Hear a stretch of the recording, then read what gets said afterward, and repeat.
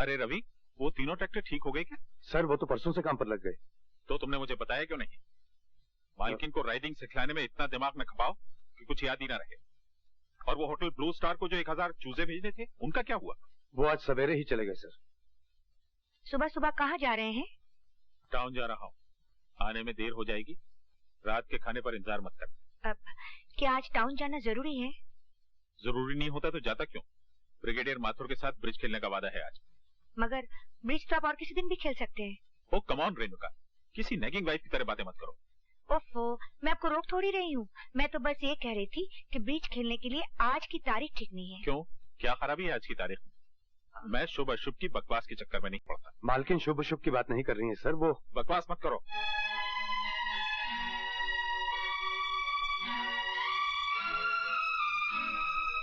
देख लिया ना, इन्हें ब्रिगेडियर के साथ ब्रिज खेलने की डेट याद है, मगर ये याद नहीं कि आज हमारी शादी की सालगिरह है।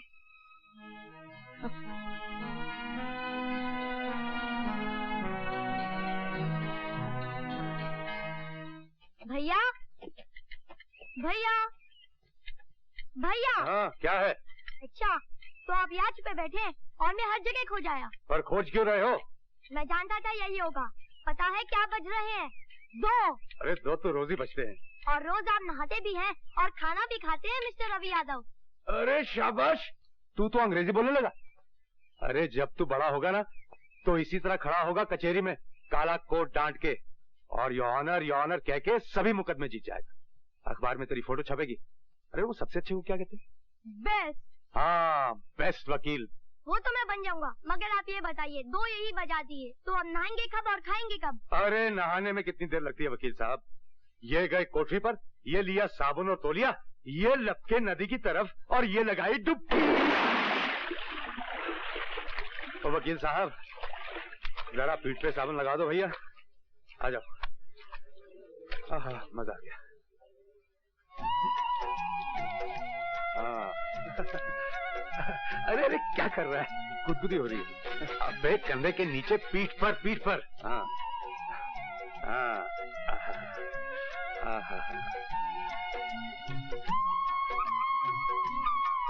अरे अरे अरे अरे अरे, ये हाथ कहाँ जा रहा है? देख, मानेगा नहीं तो चड्डी निकालकर पानी में फेंक दूंगा। क्या बोला तू? चड्डी उतारेगा बदमाश? अरे अरे, तू यहाँ क्या कर रही है? और इधर हाथ कहाँ जा रहा था? दिखता नहीं है क्या? पेट पर साबुन लगा रही हूँ। ये पीठ है। तू भाग यहाँ से, नहीं तो मैं क्या कर लेगा तू? घाघरा पहना हुआ है, उतार के दिखा। अरे तू तो बड़ी बेशर्म होती जा रही है पार्वती। अब तुझसे क्या शर्म? अब भाग यहाँ से, नहीं तो भिगो दूंगा। चलते तवे पर छींटा मत मार पागल, नहीं तो छुट्टी कर दूंगी। अरे तू क्या छुट्टी करेगी? डुबो दूंगा नदी में। असल में तेरा नाम गलत रखा गया है। मेरा नाम पार्वती है, तुझे शंकर होना चाहिए था। छी, अपने छिछोरे मुंह से देवी देवताओं के नाम मत ले, बेशर्म। अरे इसमें बेशर्मी की क्या बात? आखिर तुझे एक दिन मेरा पति तो होना ही है। पति और पत्नी में क्या शर्म? देख पार्वती, मेरा कहा मान, तू बहुत अच्छी लड़की है, मेरे चक्कर में मत पड़। मेरी जिंदगी में रोहन के अलावा किसी और के लिए जगह नहीं। तू रामदास है ना, उससे खबरदार जो उसका नाम लिया, उस बेअक्कड़ से शादी करूंगी क्या? मैं तो इसलिए कह रहा था क्योंकि रामदास देखा वाला है। देख रवि, उसका नाम मत ले। मगर वो कुत्ता आगे मेरी बहन को खा चुका है। मगर मैं उसकी बात फिर से निकाली तो तेरी छुट्टी कर दूंगी। छुट्टी।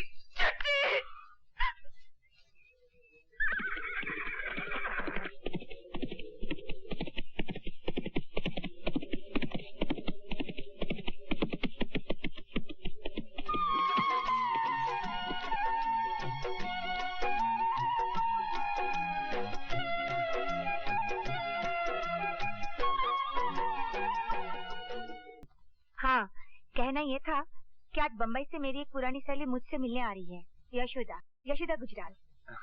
ये तो बहुत अच्छा हुआ मालकिन, कुछ दिनों के लिए घर में चहल पहल हो जाएगी। इतने दिनों बाद मैं तुझे याद आई ना। डार्लिंग मिसेस गुजराल लंबा सफर तय करके आई। क्या ये अच्छा नहीं होगा कि नहा धोकर थोड़ी देर ये आराम कर लें?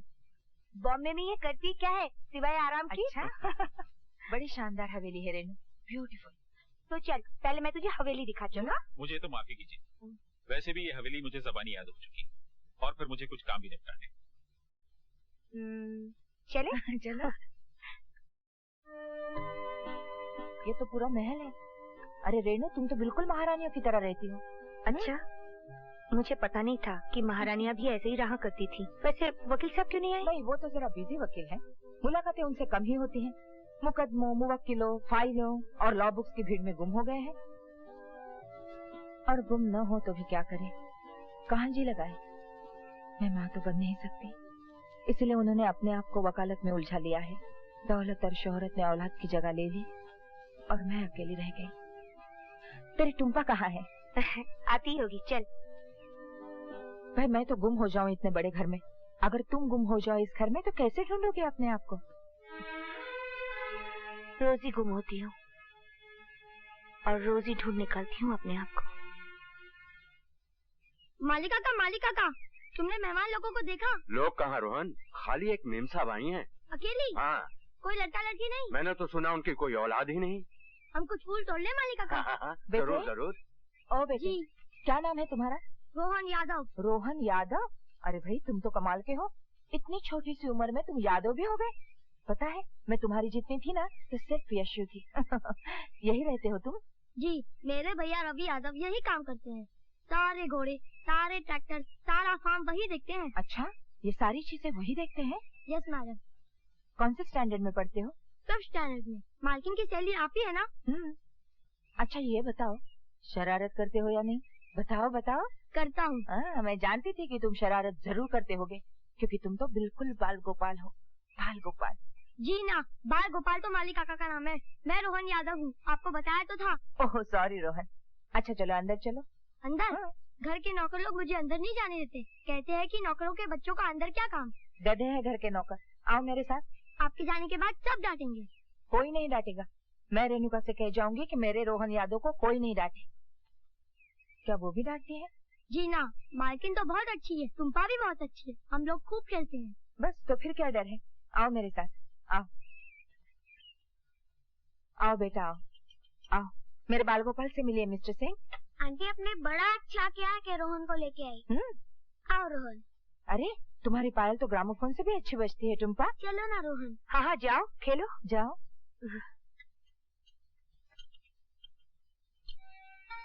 मालकिन तो बहुत अच्छी है और ये जो मेहमान आई है ये भी अच्छी है, मगर तुम मुझे बहुत अच्छे लगते हो।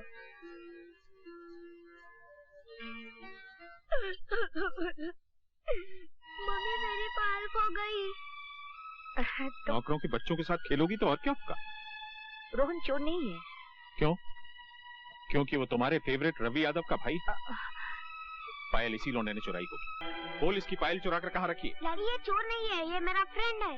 तुम चुप रहो बेटी। मैंने चोरी नहीं किया भैया। मिस्टर सिंह। आप चुप रहिए मिसेस गुजराल।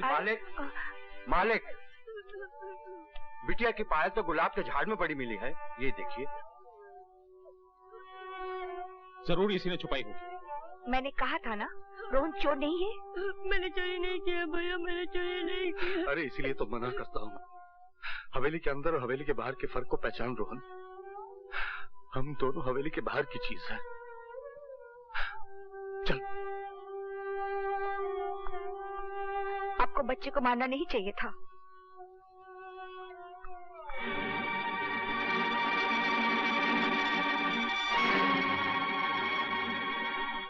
रो मत रोहन, रो कर अपने आंसू और अपने भाई का अपमान मत कर। उनके कहने से तू चोर हो तो नहीं गया ना?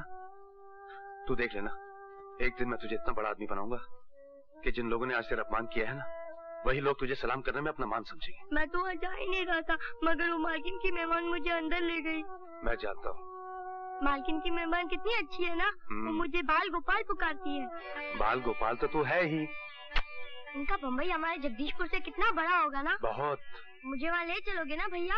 वहाँ समुद्र भी है ना? हाँ। समुद्र कैसा होता है?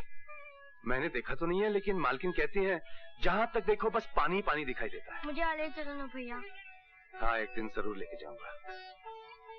यशोदा जी, आपने तो मेरा सारा प्रोग्राम अपसेट कर दिया। मैं तो आपको प्राचीन जगदीश मंदिर दिखलाना चाहता था, जिसकी वजह से नगरी जगदीशपुर कहलाती। मेरा तो खुद अभी जाने को जी नहीं कर रहा है भाई साहब, मगर आई अंडरस्टैंड। मगर जब गुजराल साहब की तबीयत ठीक हो जाए तो आप दोनों शुरू। जरूर। वो भी एक आध दिन या हफ्ते के लिए नहीं, एक आध महीने के लिए। प्रॉमिस। सामान रख दिया? जी मालकिन। निकलो। अच्छा। अरे मेरा बाल गोपाल कहाँ है? भैया ये देखिए। नमस्ते मेम साहब। नमस्ते। नमस्ते। मैं बस इतना कहने आई हूँ कि कल जो हुआ वो होना नहीं चाहिए था। ये तो हमेशा होता है मेम साहब। गरीब अमीर का फर्क बहुत बड़ा फर्क होता है, लेकिन आप शायद नहीं समझ सकती, क्योंकि आपने तो गरीबी दूसरों के घरों में देखी होगी। इसलिए मैंने फैसला किया है कि मैं इसे गरीब नहीं रहने दूंगा। गरीब पर सबका हाथ उठ जाता है। मैं इसे पढ़ा लिखा कर वकील बनाऊंगा। वकील क्यों? क्योंकि कत्ल किसी और ने किया था और फांसी मेरे पिता को मिली थी, सिर्फ इसलिए कि उनके पास अच्छा वकील करने की ताकत नहीं थी। भगवान ने चाहा तो ये बाल गोपाल जरूर एक दिन बहुत बड़ा वकील बनेगा।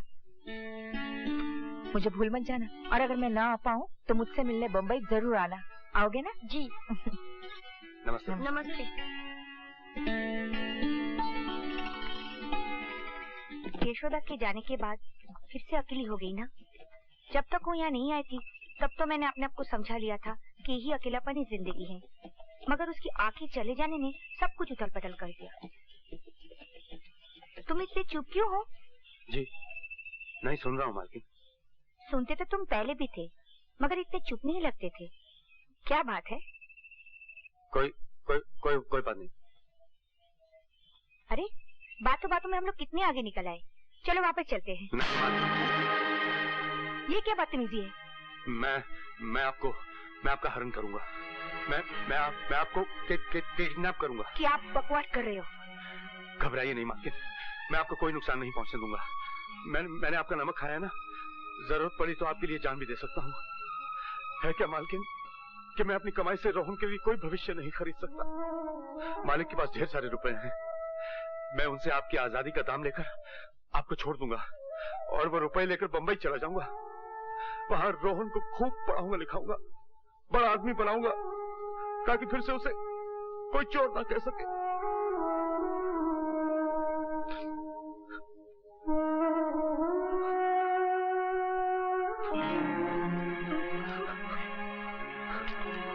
घर चलो, घर चलो। मालकिन। क्या बात है रवि? आज्ञा लेने आया हूँ मालकिन। काहे की आज्ञा? यहाँ से जाने की आज्ञा मालकिन। कहाँ जाओगे? पता नहीं। क्यों जाओगे? आप पर चाकू निकालने के बाद मैं यहाँ कैसे रह सकता हूँ मालकिन? पागल हो तुम तो।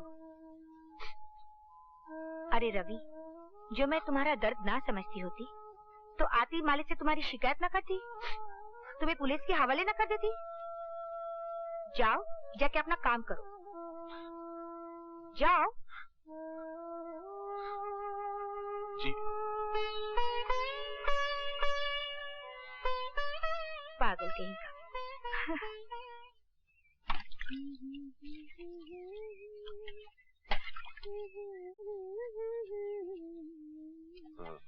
क्या?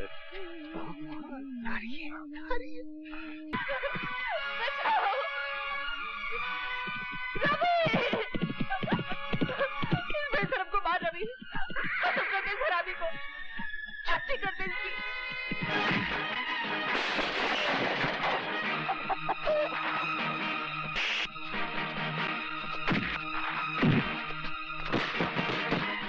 शर्म नहीं आती तुम्हें? पिताजी होते हुए ऐसा करते हो?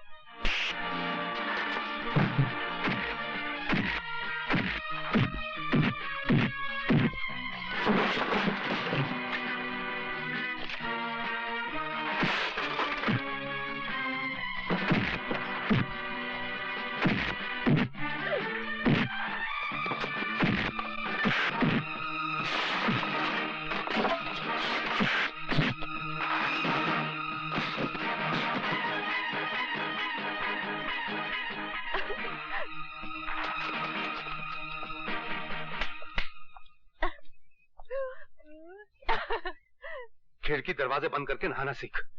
सिखला दे। बेशर्म कहीं। रवि, आज मैंने तुम्हारे बारे में एक फैसला किया है। क्या फैसला किया मेरा? कल से मैं तुम्हें पढ़ाना शुरू करूंगी। मैं पढ़ के क्या करूंगा? पढ़ाई हमेशा काम आती है पागल आदमी। थोड़ा बहुत पढ़ लोगे तो बम्बई जाकर अच्छा काम कर सकोगे, अच्छी तनख्वाह मिलेगी, और रोहन की जिंदगी भी बना सकोगे। रोहन के लिए तो मैं कुछ भी कर सकता हूँ, पढ़ भी सकता हूँ। आप कल ही से मुझे पढ़ाना शुरू कर दीजिए। तुम सचमुच पागल हो। फिर भूलोगे? नहीं, फिर नहीं भूलूंगा। अच्छा, फिर से सुनाओ। BAT बैट, बैट माने बैट। CAT कैट, कैट माने बिल्ली। राइट। RAT रैट, रैट माने चूहा। That's right. क्या हो रहा है ये? अरे, मैं रवि को पढ़ा रही थी, मगर आप इतने जल्दी कैसे आ गए? क्यों? मेरा आना बुरा लगा? बात करना सीखिए सिंह साहब। तुम जाओ यहाँ से। जी। मेरे घर में ये सब नहीं होगा। क्या सब नहीं होगा? क्या हो रहा था यहाँ? Shut up! चिल्लाइए मत। मैं तो आपको एक सरप्राइज देना चाहती थी। सोच रही थी रवि को इंग्लिश बोलते सुनकर आप खुश हो जाएंगे। मैं भी दिन भर अकेली पढ़ी पढ़ी करूँ भी तो क्या? वो पढ़ लिख जाएगा तो उसे कोई अच्छा काम मिल जाएगा, उसकी कमाई बढ़ जाएगी और वो रोहन को एक सलीके की जिंदगी दे पाएगा। नौकरों को अपने इतने पास आ जाने देना कोई अच्छी बात नहीं है रेणुका। इन छोटी बस्तियों में रहने वालों की जबानें बहुत बड़ी होती हैं। आपकी जबान भी कोई छोटी नहीं है।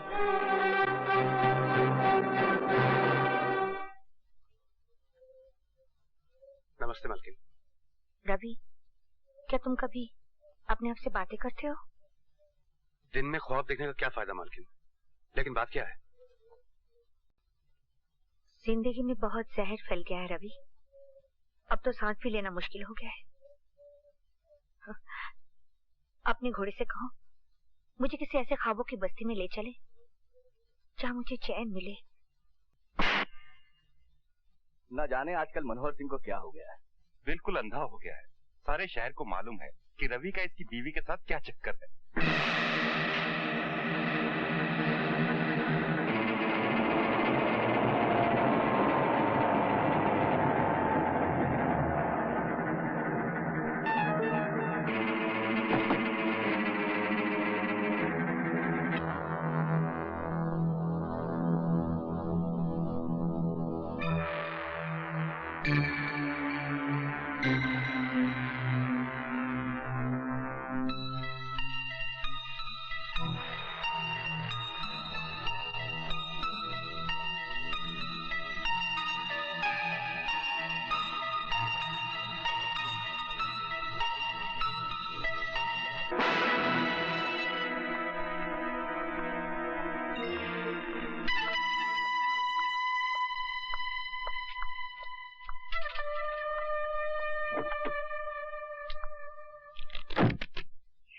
रवि, तू मुझे मेले में लेके जाएगा?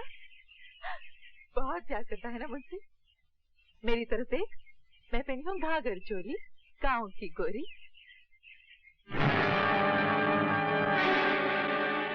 तुम? हाँ मैं। अरे मैं तुझे मेले में ले जाऊंगा और उससे पहले मैं तेरी जवानी का मेला देखूंगा। मेरे पास नहीं आना, वरना तेरी छुट्टी कर दूंगी। रवि! रवि!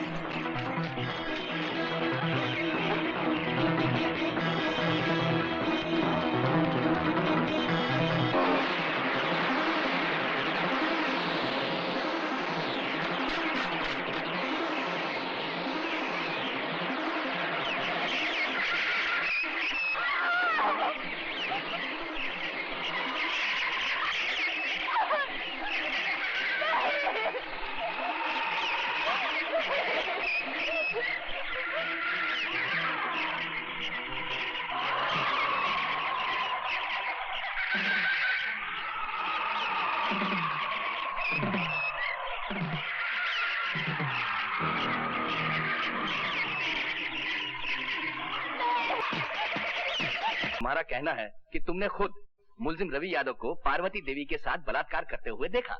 जी सरकार, वो बेचारी गिड़गड़ाती रही, हाथ जोड़ती रही, लेकिन ये मुलजिम उसकी एक नहीं सुना। अरे सरकार, हमसे तो ये जुल्म देखा नहीं गया, हमने अपनी आंख बंद कर ली और जब आंख खोल के देखा तो ये अपना काम खत्म करके जा चुका था। नहीं जज साहब, ये सरासर झूठ बोल रहा है। और पार्वती देवी वहां मरी पड़ी थी। तुमने पार्वती देवी को बचाने की कोशिश क्यों नहीं की? अरे साहब, आप इसको नहीं जानते। अगर हम उसे बचाने की कोशिश करते तो उसकी लाश के बगल में आप हमारी लाश भी पाते। Your witness. No questions. आप मुलजिम के बचाव के वकील हैं और आप गवाह से कोई सवाल नहीं करना चाहते जिसका बयान मुलजिम को फांसी के तख्ते तक ले जा सकता है। मुलजिम को अपने वकील से झूठ नहीं बोलना चाहिए योर ऑनर। इस मुलजिम ने मुझसे कहा था कि इसने बलात्कार नहीं किया, मगर अब ये मोजिज़ गवाह ये बयान दे रहा है कि इसने खुद अपने आंखों से बलात्कार होते हुए देखा। तो इस गवाह से मैं क्या सवाल करूं? मैं सिर्फ इतना ही कह सकता हूं योर ऑनर, इस चश्मदीद गवाह का बयान बलात्कार तो साबित कर सकता है मगर कत्ल साबित नहीं करता, क्योंकि जिस वक्त इसने आंख खोली तो मुलजिम जा चुका था और लाश पड़ी हुई थी। हो सकता है योर ऑनर मुलजिम ने उसे जिंदा छोड़ा हो सकता है किसी और ने पार्वती देवी का कत्ल किया हो। इसलिए अदालत ने अगर इसे फांसी की सजा दी तो वो सरासर अन्याय हो जाएगा योर ऑनर। That's all.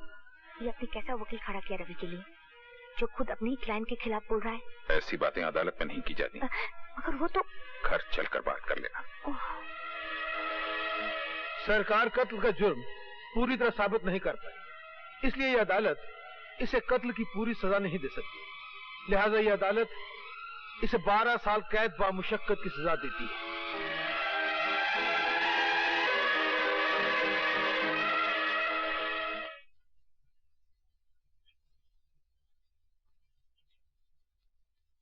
मालकिन,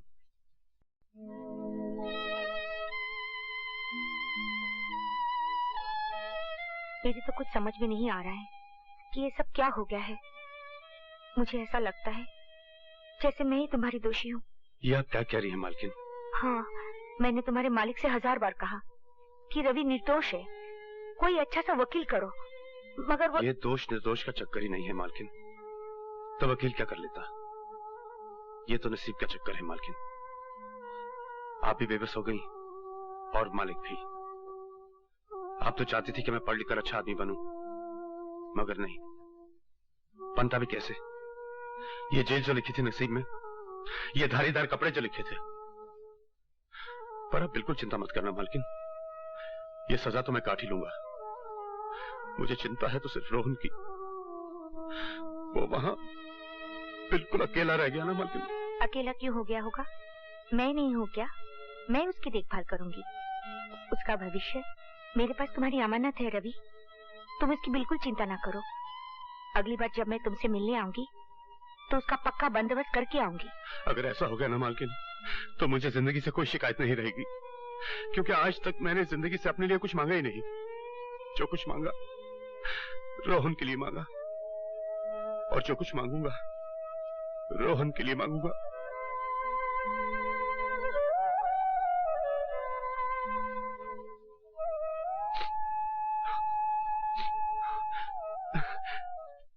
नमस्ते। नमस्ते। आओ बेटा रोहन। क्या देख रहे थे? ये घर तुम्हारा है। भैया कहाँ है? भैया अभी आते होंगे। चलो। अच्छा मालकिन, मैं चलता हूँ। 3 बजे की गाड़ी से मुझे जगदीशपुर जाना है। नमस्ते। नमस्ते। चलो। आखिर मानी नहीं तुम यशोदा, ले यहीं से। अब ये हमारा बेटा है। What is your name बेटा? My name is Vasu Gujral. And what is your mother's name? Her name is Yashoda. Yashoda Gujral. हाँ। अब अपने डैडी का नाम बताओ और उनके चरण छुओ। मेरे डैडी का नाम सूर्यकांत गुजराल है। पाँव छूने की बिल्कुल जरूरत नहीं। यशोदा, तुम शौक से इसकी माँ बन सकती हो, मगर मैं इसका बाप नहीं बनूंगा। मैं किसी मुजरिम कातिल के भाई को गोद नहीं ले सकता। That is final। अब ये तुम्हारी माँ भी है और बाप भी। 2 in 1। तुम इन्हें माता श्री कहो, माता जी कहो, अम्मा कहो, मम्मी कहो, कुछ भी कहो, मुझे तुम डैडी नहीं कहोगे। क्या नहीं कहोगे? डैडी। हाँ, डैडी। डरो मत बेटा। क्या मैं उन्हें डैडी नहीं कह सकता? अरे ये तो उनका दुर्भाग्य हुआ ना कि तुम जैसा बेटा उन्हें डैडी नहीं कहेगा। तो फिर मैं क्या कहूँ? तुम उनका नाम जानते हो, सूर्यकांत गुजराल, तो तुम उन्हें मिस्टर गुजराल कहा करो। तुम समझ ही नहीं सकती रेणुका कि मेरी जिंदगी में वासु की क्या जगह है। धूप का टुकड़ा भी वही और छाव का टुकड़ा भी। उसके आने के बाद मेरा अकेलापन हमेशा के लिए खत्म हो चुका है। मैं तुम्हें यह भी नहीं समझा सकती कि अपने बाल गोपाल को मैं कितना चाहती हूँ। बस ये समझ लो कि मैं ही उसकी देवकी हूँ और मैं ही यशोदा। मैं इस बाल गोपाल के लिए तुम्हारा जितना भी शुक्रिया अदा करूँ कम है। बहुत बहुत प्यार के साथ तुम्हारी यशोदा।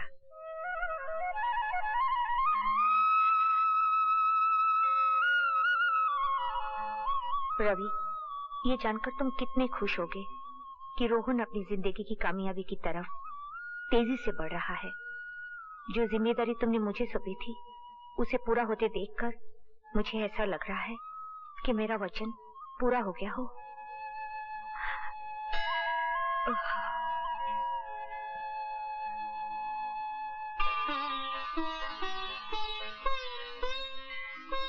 भगवान, आज वासु का रिजल्ट निकलने वाला है, उसको कामयाबी दो।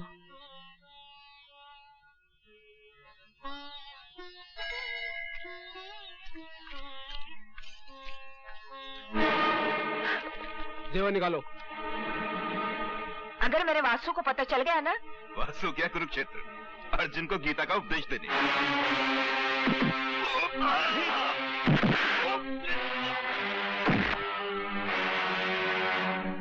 कुरुक्षेत्र से तो मैं वापस आ गया हूँ और मेरे होते हुए मेरी माँ को कोई हाथ नहीं लगा सकता।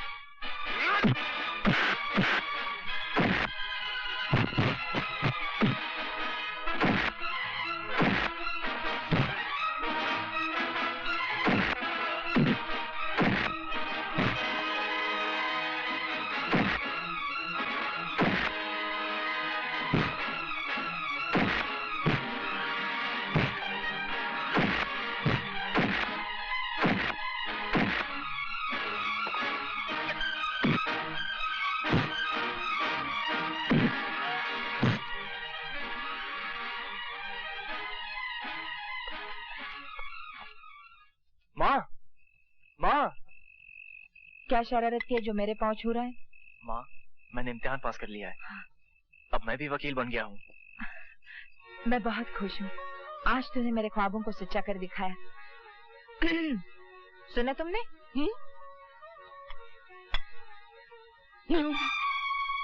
वकील साहब, आज तो मैं आपको पिताजी कह सकता हूँ ना? ना, गलती से पास हो गया होगा। पूछो इससे कि कॉलेज में रैंक क्या था इसका। नो, तुम्हें बेवकूफ बना रहा है। नो, ये पूछो कि स्टूडेंट्स कितने थे। नो, मतलब ये कि आखिरी नंबर। यस। रैंक 9 हुआ तो क्या हुआ, पास तो हुआ है। तुमने भी अपनी गाड़ी का नंबर 9 लिया है, टेलीफोन का नंबर 9 चुना है, बंगला खरीदा है वो भी 9 नंबर का। मुझे ये 9 नंबर बहुत पसंद है क्योंकि ये शुभ नंबर है। शुभ नंबर है मगर मेरे लिए, इसके लिए नहीं। तो क्या तुम्हें इसका वकील बनना अच्छा नहीं लगा? अरे भाई, वकालत तो सच को झूठ और झूठ को सच बनाने का कानूनी लाइसेंस है। तो चलो इस दुनिया के झूठों में एक झूठे का इजाफा और हो गया। वकील तो ये बन सकता है मगर हम जैसा सच्चा, खरा और कामयाब वकील कभी नहीं बन सकता। मैंने तुम्हें पहले ही कहा था जब तुम इसे घर लाई थी, और आज भी कह रहा हूँ कि पीतल पर सोने का पानी चढ़ाने से पीतल सोना नहीं बन जाता। तो इसका मतलब है इतने साल गुजर जाने के बाद भी तुम इसे बेटा स्वीकार नहीं करोगे? बिल्कुल नहीं। यशोदा जी ने कृष्ण जी को गोद लिया था तो ये अपने आप को वासुदेव समझ बैठा है। अगर ये वासुदेव है तो मैं भी भीष्म हूँ और अपनी प्रतिज्ञा का पालन करता हूँ कि मुझे मेरे निश्चय से कोई बदल नहीं सकता। तो आप भी मेरा निश्चय सुन लीजिए वकील साहब। एक दिन आएगा और जरूर आएगा जिसमें आप मुझे बेटा कह के बुलाएंगे और वो दिन मेरी जिंदगी का सबसे शुभ दिन होगा। वकील साहब, आपने कहा कि पीतल सोना नहीं बन सकता। नहीं बन सकता, ये सच है, मगर एक पौधा बड़ा दरख्त तो बन सकता है जिसे यशोदा माँ की प्यार नहीं सी जाओ। वकील साहब, मैं तो एक अनाथ था जिसे आपने आसरा दिया। आसरा तो कई देते हैं लेकिन आपकी कड़वी बातें मेरा हौसला बढ़ाती गई। मैं आपका आभारी हूं और हमेशा रहूंगा। बाय मां। आप खुशी के समय भी कड़वी कड़वी बातें करने से बाज नहीं आते? अरे, उसकी छोटी सी कामयाबी पे तुम इतनी खुश दिख रही हो और मेरी किसी भी कामयाबी पे तुमने इतनी खुशी नहीं दिखाई। हाँ, औरत को बेटे की कामयाबी पति की कामयाबी से हमेशा बड़ी लगती है।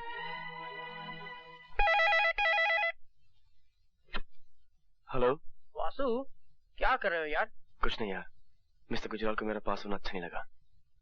अगर माँ नहीं होती ना तो ये घर कब का छोड़ चुका होता। अरे भूल जाओ मिस्टर गुजराल को, जल्दी से तैयार हो जाओ, पार्टी में जाना है। किसकी पार्टी? अपने अशोक की। बहुत सी खूबसूरत लड़कियां आएंगी, फ्लर्ट करेंगे। हैं? अच्छा ठीक है, मैं आता हूँ। अच्छा हो तूने फोन किया यार, मैं बहुत बोर हो रहा था। Okay bye bye. वहाँ तो बहुत ही मजा आया। हेलो, बहुत देर कर दी। माय गॉड वासु, ये लड़की तो ब्यूटी की पूरी स्पेलिंग है। ये है मेरी डांस टीचर जूडी।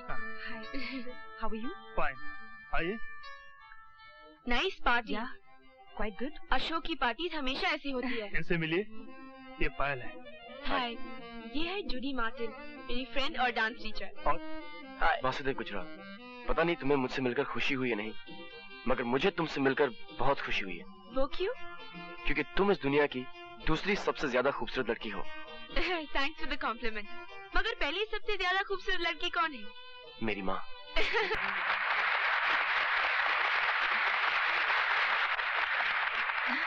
तुमने तो कमाल कर दिया पायल। भाई साहब जरा संभल के चलिए। अरे मैं तो देखकर ही चल रहा। ये क्या बदतमीजी है यार?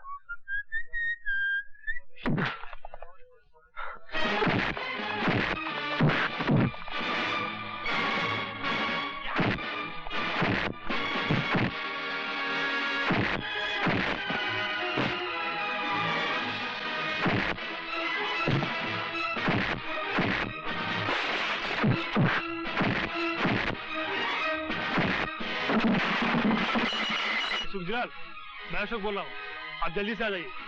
वासु ने पार्टी का सत्यानाश कर रखा है।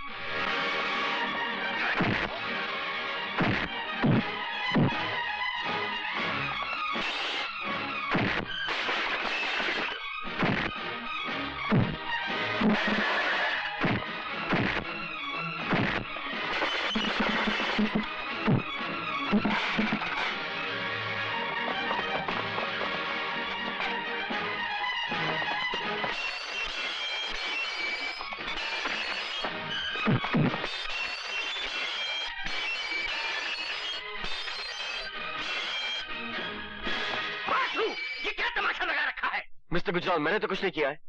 शुरू इन्होंने किया था, लेकिन खत्म मैंने किया है। क्या क्या किया है आपके बाल गोपाल ने, ये पूछे मुझसे।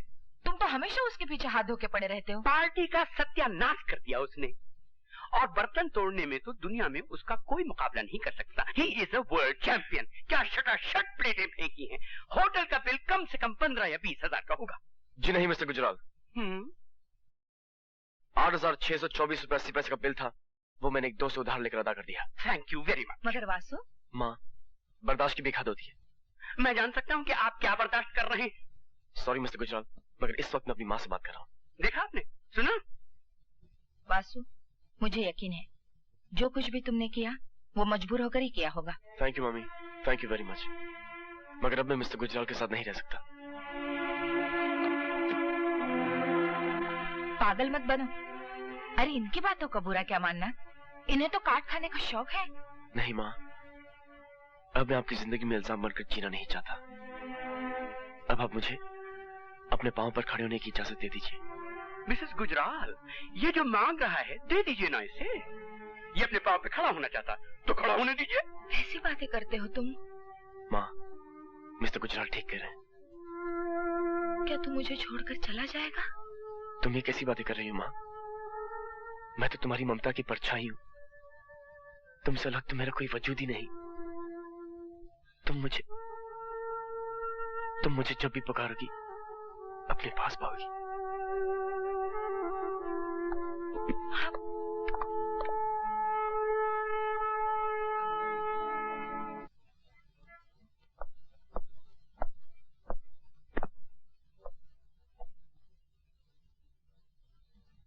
मैं समझ गया।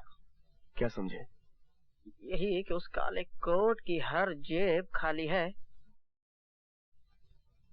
But don't you worry my boy, असल चीज है जेब, यू नो, पॉकेट। पॉकेट है तो भरेगा भी। मैं किसी की जेब में नहीं रहना चाहता प्रशांत। कभी कोटा की तमाशा देख। इट्स डिस्कस्टिंग यार। 4 महीनों अभी तक केस नहीं मिला। लगता है आज लंच नहीं खाया। मेरी जेब में हाथ डालो और 20-20 के 2 नोट हैं, उसमें से एक उठा लो और जाकर छोले भटूरे खाओ। फिर बात करेंगे। छोड़ यार, महीनों से तेरी जेब में हाथ डाल के जी रहा हूँ। माय डियर वासुदेव गुजराल, भगवान या दर्जी तो जेब बनाता ही इसलिए है कि दोस्त उसमें हाथ डाल सके, हैं?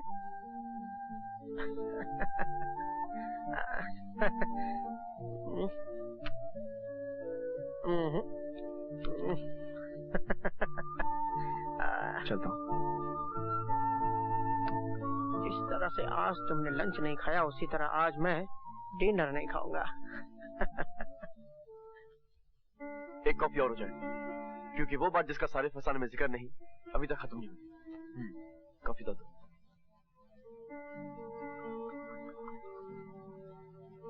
Thank you. बस तुमने मेरी कहानी तो पूरी सुन ली है। अब मैं तुम्हें एक अदद फुटनोट सुनाता हूँ। फुटनोट यह है कि आम आदमी के खून की तरह मेरा खून भी लाल ही है, ब्लू नहीं। Don't talk rubbish. मैं तो खानदान वानदान और बैकग्राउंड के चक्कर में पड़ती ही नहीं। असल चीज तो आदमी है, द इंडिविजुअल। मैं गंगा जमुना बैकग्राउंड वाले बहुत से लिटरों को जानती हूँ। उनके ब्लू ब्लड से इतनी बदबू आती है कि तुम मिनट भर उनके पास ठहर नहीं सकते। यानी आई हैव अ चांस? यानी you have more than a chance. You are a fighter यार। और मैं अभी अपनी स्टेटमेंट पर एक किस की सील लगाने को भी तैयार हूँ। किस को तो अभी टाली जाओ, क्योंकि मुझे अभी एक किस से ज्यादा एक केस की जरूरत है। केस? तुम मेरे किस पर एक केस को प्रेफरेंस दोगे? वो किस तो मेरा हो ही चुका है, राइट? मगर अभी मैंने उस किस पर अपना हक कहाँ साबित किया है? ये तो साबित कर लेने दो कि मैं एक फाइटर हूँ, और ये साबित करने के लिए मुझे एक ऐसा केस चाहिए जो मेरी वकालत को अपने पैरों पर खड़ा कर सके। पैरों पर खड़ा कर सके? I've got it. Got it? Got what? I mean पैर। एक case. Case of the missing feet. Hi everybody. Grandpa. ये है मेरे दोस्त वासुदेव गुजराल। नमस्ते। ये बोल नहीं सकती, और ये है मम्मी। ये देख नहीं सकती, और ये है। इन्हें तो मैं पहचानता हूँ। ये है तुम्हारी डांस टीचर जूडी। हाय जूडी। याद है पहली बार जूडी ने कहा था that we are made for each other? और जूडी जैसे ही तुमने कहा था मैं तरस से मान गया।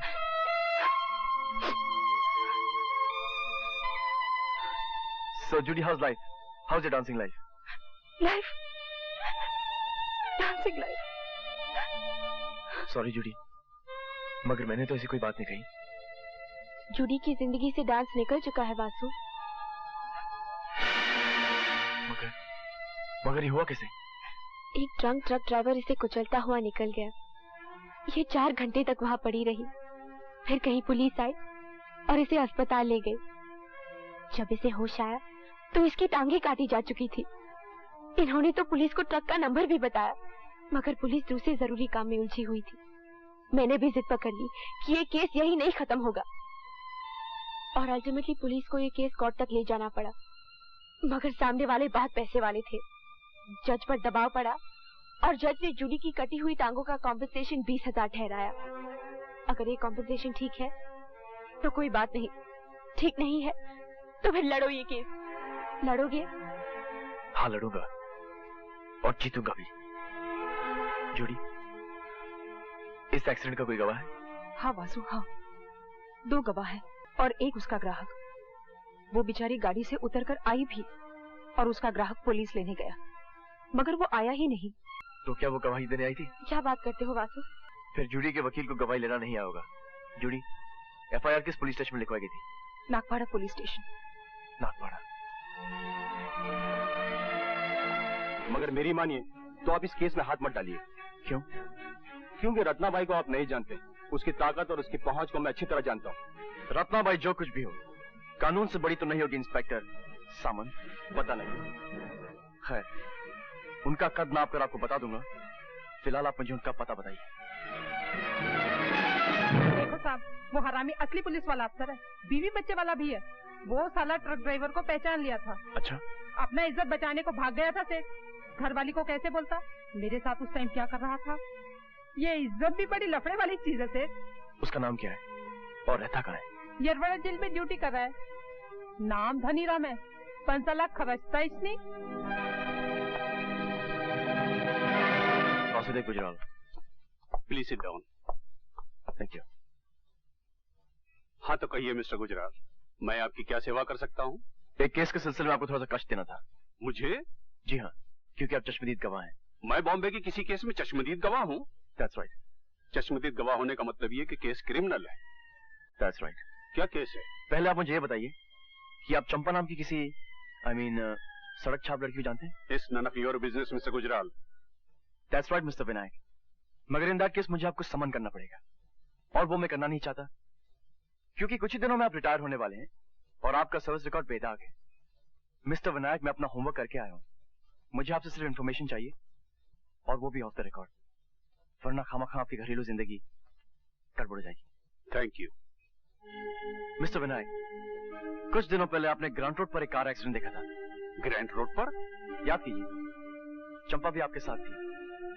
गलती उस घायल होने वाली औरत की थी या उस ड्राइवर की? ड्राइवर की. Are you sure? 100%. कानून मुर्दा लफ्जों का ढेर नहीं है, योर ऑनर. कानून आंखों पे पट्टी बांधे, हाथ में तराजू लिए खड़ी कोई मूर्ति भी नहीं है. कानून समाज की जीवन प्रणाली है, समाज की शह रग है. मैं ये सब इसलिए कह रहा हूं, योर ऑनर, क्योंकि इस केस में कानून ने अन्याय ही नहीं बल्कि अपना अपमान भी किया है. मिस्टर गुजराल, आप कंटेम्प्ट ऑफ कोर्ट की सीमा रेखा तक आ चुके हैं. सच कभी अदालत की तौहीन नहीं कर सकते, योर ऑनर. लेकिन आप पहले पूरा सच तो सुन लें. आपने उस लड़की की हालत नहीं देखी जिसकी फरियाद लेकर मैं आपके पास आया हूं. वो एक डांसर थी. डांसिंग उसकी जिंदगी थी और उसकी रोजी भी. उसके घुंघरू उसके खानदान का पेट पालते थे. उसके घुंघरू उसके छोटे भाई बहन की स्कूल की फीस देते थे, अंधी मां की दवाई का दाम देते थे, घर का किराया देते थे, बिजली का बिल देते थे. लेकिन योर ऑनर, घुंघरू पहनने के लिए तो पैरों की जरूरत होती है, जो अब जूडी के पास नहीं है. इसलिए मैं अदालत को यह बताने की कोशिश कर रहा हूं कि उस एक्सीडेंट में जूडी की टांगें नहीं कटी थी. उस एक्सीडेंट में जूडी की खानदान की जिंदगी कट गई थी. एक खानदान की जिंदगी का मुआवजा सिर्फ 20,000. सिर्फ 20,000, your honour. But mister Gujral. Your honour, मैं यहां मुआवजा मांगने नहीं आया हूं. मैं यहां इंसाफ की तलाश में आया हूं, क्योंकि इंसाफ ही उस औरत के जख्मों का मलहम बन सकता है. मगर कानून सिर्फ कटी हुई टांगों का मुआवजा दे सकता है मिस्टर गुजराल. मैं मानता हूं, योर ऑनर, मगर पहले उस पैर की कीमत तय करनी पड़ेगी. एक डांसर की पैर की कीमत क्या हो सकती है, योर ऑनर? एक डांसर की पैर की कीमत तो कोई बिरजू महाराज ही तय कर सकते हैं. मैं समझता हूं mister Gujral. I understand. No your honour, you still don't understand. अब तक इस अदालत ने मिस जूडी को देखा ही नहीं. इसलिए मैं दरख्वास्त करूंगा कि यह अदालत एक कमीशन बनकर मिस जूडी के घर चले और देखे कि उस घर में मिस जूडी के कटे हुए पैरों का क्या मतलब है. और उन कटे हुए पैरों का मतलब समझ लेने के बाद यह अदालत मिस जूडी के लिए कोई मुनासिब मुआवजा तय करे. That's all, your honour.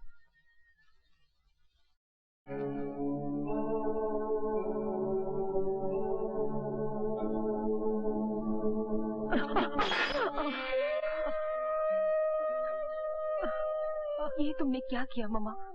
दवा तो बह गई. इसमें तो अभी 2 दिन की दवा थी बेटी. अरे मैं कहती हूँ छोड़ मेरी आंखों को. मैं तो इस डर से मरती भी नहीं कि मेरे बरियल का खर्चा कहाँ से आएगा. 7 रुपए 80 पैसा फेंकने की कोई जरूरत नहीं. मैं तो अंधी ही ठीक हूँ. यस मम्मा, तुम अंधी ठीक हो, मैं लंगड़ी ठीक हूँ, और ग्रैंडपा घूमते ठीक है. मगर टोनी, जॉनी और लीजा के लिए क्या ठीक रहेगा? वैसे इस स्कूल से इन तीनों का नाम कर चुका है. खैर, टोनी और जॉनी किस्सा विसा काट के जी लेंगे, मगर लीजा क्या करेगी मम्मा, क्या करेगी? अब अंदर चलें, your honour. My God mister Gujral, ये जिंदगी तो कोई 10 मिनट भी नहीं जी सकता. You're wrong, your honour. ये जिंदगी तो ये लोग जिंदगी भर जिएंगे. चलिए. And you? मैं बाद में आऊंगा. Excuse me. जज साहब, आप प्लीज जज साहब, हम पर दया कीजिए. मुझे मालूम है कि 6 महीने का किराया देना बाकी है. मैं कुछ न कुछ करके ये किराया अदा कर दूंगी सर. आप लैंडलॉर्ड को इतना बता दीजिए कि जूडी एक मजबूर छोकरी है। बस सर, मुझे थोड़ा सा वक्त दीजिए प्लीज। नहीं नहीं, मैं तुम्हें यहाँ से निकालने नहीं आया हूँ। मैं तो तुमसे ये कहना चाहता हूँ कि तुम्हें वाकई कम मुआवजा मिला था। तुम्हें कम से कम 5 लाख मुआवजा मिलना चाहिए, ताकि तुम अपने खानदान समेत इज्जत के साथ जी सको, अपनी माँ का इलाज करवा सको, अपने भाइयों और बहनों को अच्छी एजुकेशन दे सको। Thank you sir, thank you very much. मेरा शुक्रिया मत अदा करो जूडी, अपने वकील मिस्टर वासुदेव गुजराल का शुक्रिया अदा करो जो मुझे यहाँ लाए। Thank you mister Gujral. Thank you sir. मेरे ख्याल में तो 5 लाख ठीक रहेगा mister Gujral. Yes sir. Okay. Thank you, thank you. वो 2 टके का वकील कौन है जिसने हम पर 5 लाख रुपए का जुर्माना ठुकवा दिया? कोई नया छोकरा है सरकार। तो खरीद क्यों नहीं लिया उसको? तब किसको पता था सरकार कि वो इस केस का गड़ा मुर्दा उखाड़कर जूडी को 5 लाख रुपए कॉम्पेंसेशन दिलवाएगा। और सुना है कि वो छोकरा बिकाऊ भी नहीं है। बिकाऊ नहीं है तो खर्च कर दो साले को। एक ससुरी नाचने वाली की टांगों के लिए 5 लाख। मुबारक हो रवि यादव, आज फिर 212 से तुम रवि यादव हो रहे हो। तुम्हें तुम्हारी पहचान वापस मिल रही है। 12 बरस के बाद रवि यादव का नाम सुना है साहब। कुछ दिन तो लगेंगे ये समझने में कि ये नाम मेरा ही है, लेकिन कम से कम दिन लगाना। जल्द से जल्द ये भुलाने की कोशिश करना रवि यादव कि 12 साल तक तुम सिर्फ 212 रहे। अब तुम्हारा क्या इरादा है? अपने रोहन को खोजना है साहब। आप तो जानते हैं उसके सिवा मेरा कोई है ही नहीं। आपने भी तो उसका पता लगाने की कितनी कोशिश की थी। हाँ, न तुम्हारी मालकिन का पता लगा और न ही तुम्हारे भाई का। मगर हैरानी की बात यह है कि इस तरह 2 जीते जागते लोग लापता कैसे हो गए? अब तो मैं रवि यादव बन चुका हूँ ना साहब, मैं ढूंढ लूंगा उनको। Oh Vasu, you are really great. Judy और उसकी फैमिली को तो तुमने दूसरी जिंदगी दी है, and for that I must thank you. खाली शुक्रिया से काम नहीं चलेगा। अरे भाई, शुक्रिया की गिफ्ट रैपिंग तो की नहीं जा सकती। की जा सकती है। वो कैसे? फोटो पे पेस्ट कर दो। ओह कम ऑन यार। मैं जाता तो तुम जरूर घपला करोगी। पर मैंने वादा क्या किया था? तुमने कहा था मेरा मुंह चूमने को जी चाहता है। मैंने कहा था कि केस दो तो मैं केस दूंगा।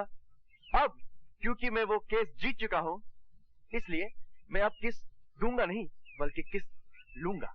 अंडरस्टैंड? अरे किस कोई चेंज थोड़ी है कि आदमी जेब में हाथ डाले और निकाल कर दे दे। और मैं क्या पागल हूँ कि किस लेने देने की बात करूंगी? आपने ख्वाब देखा होगा मिस्टर वासुदेव गुजराल। और आप तो अच्छे खासे लॉयर है, सबूत और गवाह की बात हमेशा करते रहते हैं। और आपके पास इस बात का कोई सबूत है कि मैंने ऐसा वादा किया था? कोई आई विटनेस है? विटनेस तो है योर ऑनर, मगर गूंगे हैं, बोल नहीं सकते। एक्चुअली 4 विटनेस हैं, 4। और चारों के चारों गूंगे हैं। कौन है वो? मेरे और आपके कान, जिन्होंने 21 वाली बात सुनी थी। मैं इन गवाहों को नहीं मानती। ये धोखेबाज, क्यों चीट?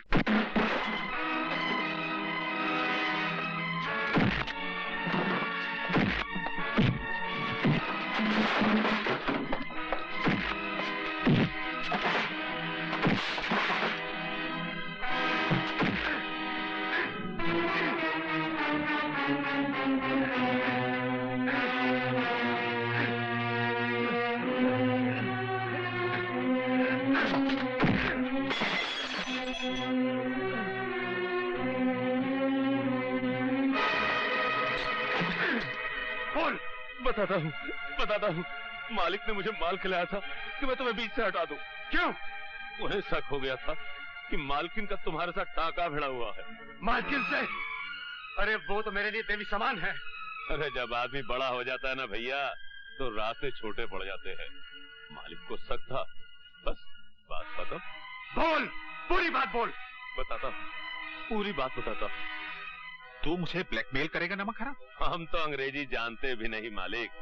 आज तू तीसरी बार पैसे मांग रहा है और घुमा फिरा कर उसी हरामजादे की बात निकाल लेता है। अरे रुपया तो हाथ का मैल है मालिक, और आपके पास इस मैल की कोई कमी भी नहीं है।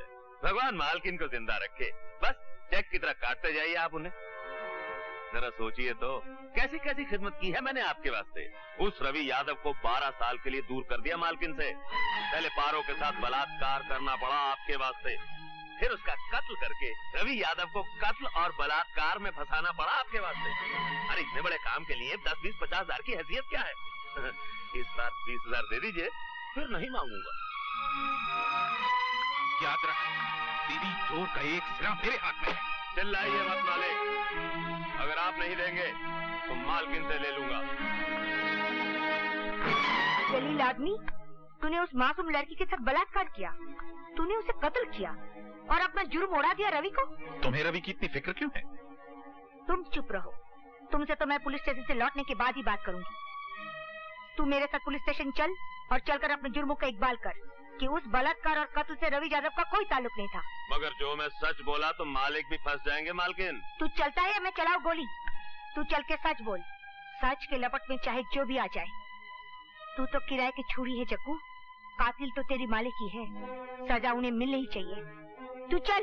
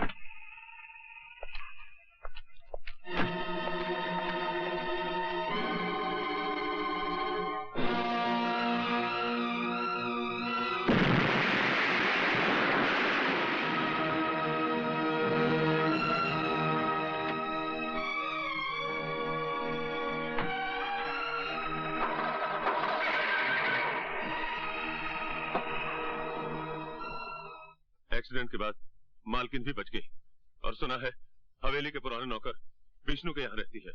और मनोहर सिंह? वो अपनी बेटी को लेकर बंबई चला गया पुलिस के डर से।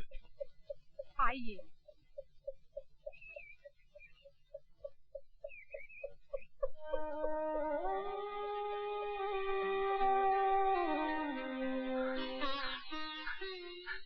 मालकिन,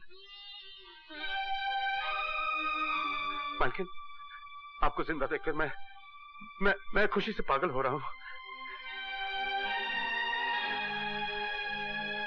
मालकिन, मालकिन याद कीजिए, मैं रवि हूँ, रवि यादव।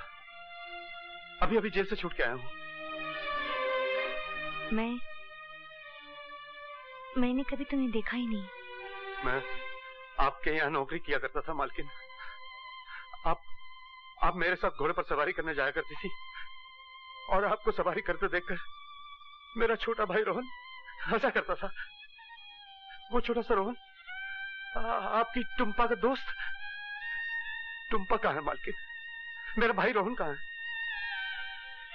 कौन टुम्पा, कौन रोहन?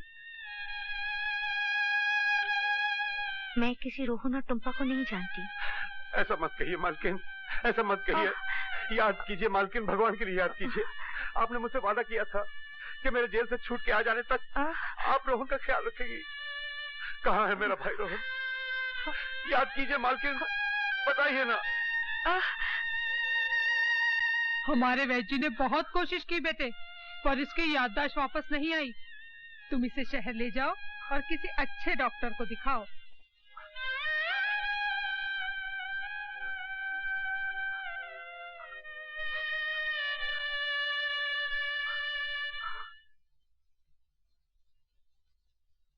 घबराइए नहीं, ये अच्छे हो जाएंगी। हाँ, इन्हें थोड़ा वक्त लगेगा। आपको इन्हें इनकी याददाश्त की तरफ रुझान करवाना होगा। जैसे इन्हें खाने में क्या अच्छा लगता है, कोई हॉबी, कोई शौक। कुछ दिनों बाद आप इन्हें फिर से मेरे पास लेकर आइए, तब मैं ये तय करूंगा कि इनका ट्रीटमेंट किस एंगल से शुरू किया जाए। और कुछ? जी वो मतलब 200 रुपीज। जी।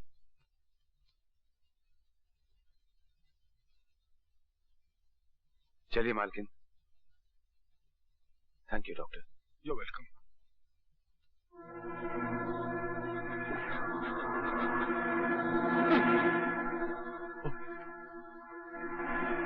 जोसेफ, ये बैग रखना, मेरे पीछे पुलिस लगी हुई है।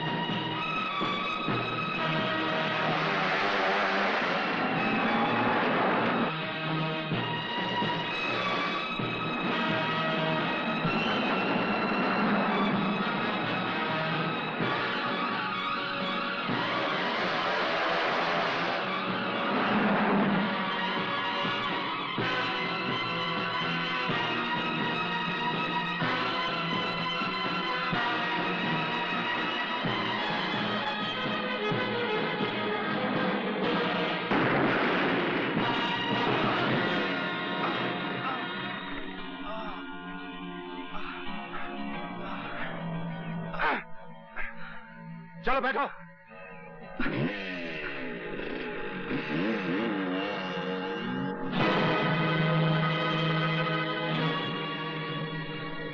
चलो उतरो। मेरा नाम जोसेफ लोबो है, तुम्हारा नाम क्या है? मैं तुम जैसों को अपना नाम नहीं बताया करता। तुम्हारे लिए मैं 212 हूँ। 212? अच्छा ये बताओ 212, जब तुम मुझ जैसे को अपना नाम नहीं बता सकते तो फिर तुमने मुझे बचाया क्यों?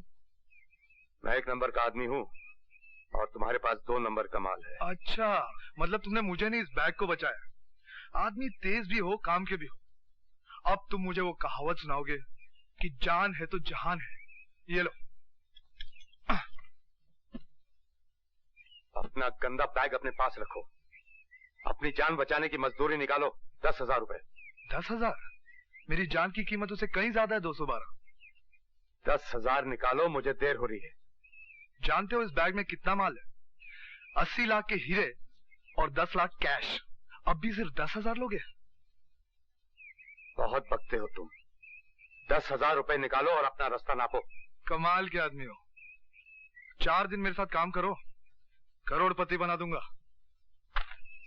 मैं तुम जैसे मैले आदमियों के साथ काम नहीं किया करता। अच्छा मान लो अगर मुझे तुम्हारी जरूरत पड़े तो? जब मुझे तुम्हारी जरूरत पड़ेगी तो मैं तुम्हें ढूंढ लूंगा। I don't understand you. कोशिश भी मत करना। ये 212 क्या नाम हुआ? वो तो अपना नाम यही बताता है सर, और हमें नाम से क्या मतलब, हमें तो काम लेना है। और ये आदमी हमारे बहुत काम का है सर। ये भी ठीक है, वो जो मांगे वो दो, लेकिन भर्ती कर। इसी बात पर तो वो तैयार नहीं होता सर। मैंने उसे बहुत समझाया, पर वो यही कह गया कि जब उसे कोई जरूरत होगी तो वो खुद आ जाएगा। उसने तो अपना पता तक नहीं बताया। अजीब आदमी है, 1,00,000 2 लाख ले सकता था, बस 10,000 लेके गया। भगवान करे उसे जल्दी ही कोई जरूरत पड़े और वो मिलने आए। वो तो बहुत ही काम का आदमी है। मगर वो मुस्तकिल काम नहीं करेगा रत्नाबाई। तू क्या जाने रत्नाबाई और रत्नाबाई की कशिश को। मैं तो चुंबक हूँ, चुंबक। बको मत रत्ना, तुम ढल चुकी हो, गीली बारूद का ढेर हो। उस 212 को मुझ पर छोड़ दो। आओ बच्चों, आओ आओ आओ। ये अरे जल्दी मत करो, सबके लिए बहुत है। ये लो तुम भी लो। हाँ, एक एक, सिर्फ एक एक। ये लो, सबके लिए है। ये लो, बस एक एक एक, एक। मेरा नाम विद्या है, मैं स्कूल की टीचर हूँ। जानता हूँ। मेरा नाम रवि है। आप बच्चों को ये किताबें पेंसिल? जिंदगी में खुद तो लिख पढ़ ना सका, इसलिए जब भी पैसे हाथ लगते हैं इन बच्चों पर खर्च करता हूँ। मन को शांति मिलती है। कहाँ रहते हैं आप? वो सामने वाले मकान में। कुछ दिन हुए इस मोहल्ले में आया हूँ। अगर शाम को स्कूल बंद होने के बाद कुछ देर के लिए आप मेरे घर आए तो बहुत उपकार होगा। जरूर आऊंगी।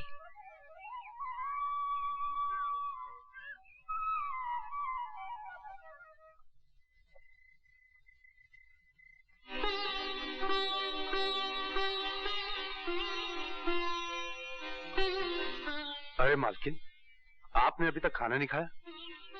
आप सो रही थी इसलिए मैं इसे ढक के चला गया। मैंने ढका हुआ खाना देख लिया था। तो फिर खाया क्यों नहीं? अकेले कैसे खाती? तुमने खाना खा लिया? अरे मालकिन, अब मैं क्या बताऊं इन बस्ती वालों का। नाश्ते पर इतना ठूस दिया कि अब मैं ज्यादा बोलूं तो बात की जगह मुंह से नाश्ता निकलने लगेगा। लीजिए खा लीजिए। आज मैंने आपके लिए कड़ी बनाई है। आपको तो याद होगा, कड़ी पर तो रोहन की जान जाती थी। पता नहीं अब वो कहाँ होगा। लीजिए खा लीजिए।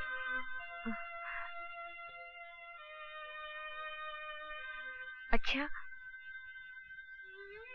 तुम मेरे लगते कौन हो जो मेरा इतना ख्याल रखते हो? लगता तो मैं आपका कोई भी नहीं हूँ, पर इस भरी पूरी दुनिया में आपके सिवा मेरा कोई है भी नहीं। और आपको मैं याद ही नहीं आ रहा हूं।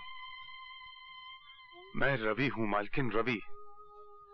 याद कीजिए, आप राइडिंग किया करती थी और मैं आपके घोड़े, ट्रैक्टर और फार्म हाउस की देखभाल किया करता था। मैं वही वाला रवि हूं। और मेरे साथ मेरा एक छोटा भाई हुआ करता था, रोहन। आप उसका बहुत देखभाल किया करती थी और आपने उसका ख्याल रखने का वादा भी किया था। याद कीजिए, जब आप मिलने आई थी मुझे। मैं तुम्हें कहाँ मिलने आती थी? चिंता मत कीजिए माँ, शीशे की चीजें टूटती रहती हैं। तुम मुझे मालकिन मालकिन क्यों बोलते रहते हो? क्योंकि आप मेरी मालकिन हैं। अच्छा, और मैं क्या क्या हूँ? मेरा मतलब, और किसी की भी तो मैं कुछ लगती होंगी। क्यों नहीं? आपका इतना बड़ा घर था कि क्या बताऊं। आप और मालिक दोनों अकेले। टुम्पा तो हॉस्टल में रहा करती थी।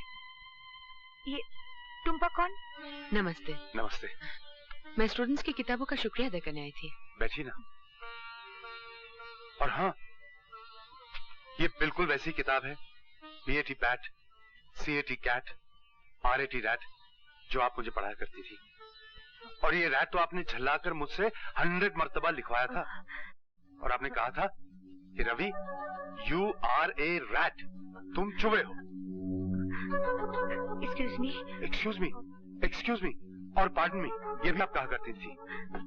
आप कहती थी कि रवि, किसी की बात काटनी हो तो पहले Excuse me या Pardon me कहा करो। बात कोई खास नहीं कि खुरपी उठाई और काट दी। मेरा सर फटा जा रहा है, मुझे परेशान मत करो। मैं खुद चाहती हूँ कि मुझे सब कुछ याद आ जाए, मगर कुछ याद नहीं आता तो मैं क्या करूँ? ठीक है, आप लेट जाइए, अब मैं आपको परेशान नहीं करूँगा।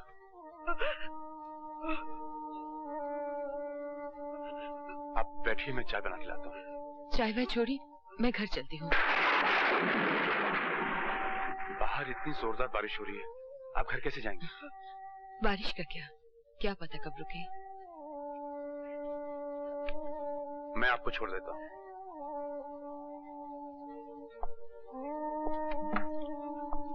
चलिए।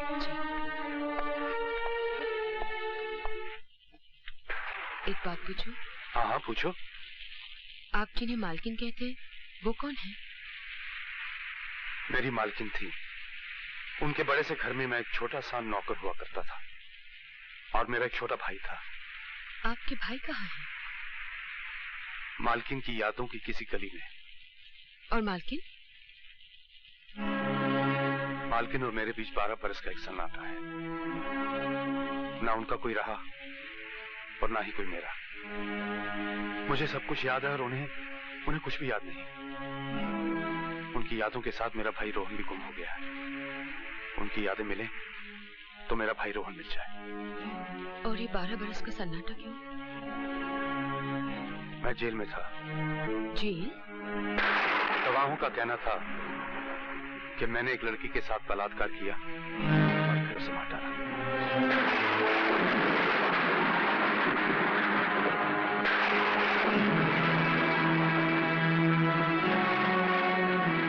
जज ने मेरी बात नहीं मानी और मेरे पास अपनी बेगुनाही साबित करने के लिए ना कोई सबूत था और ना ही कोई गवाह। तुम्हारा जी चाहे तो जज की बात मान लो और जी चाहे तो मेरी।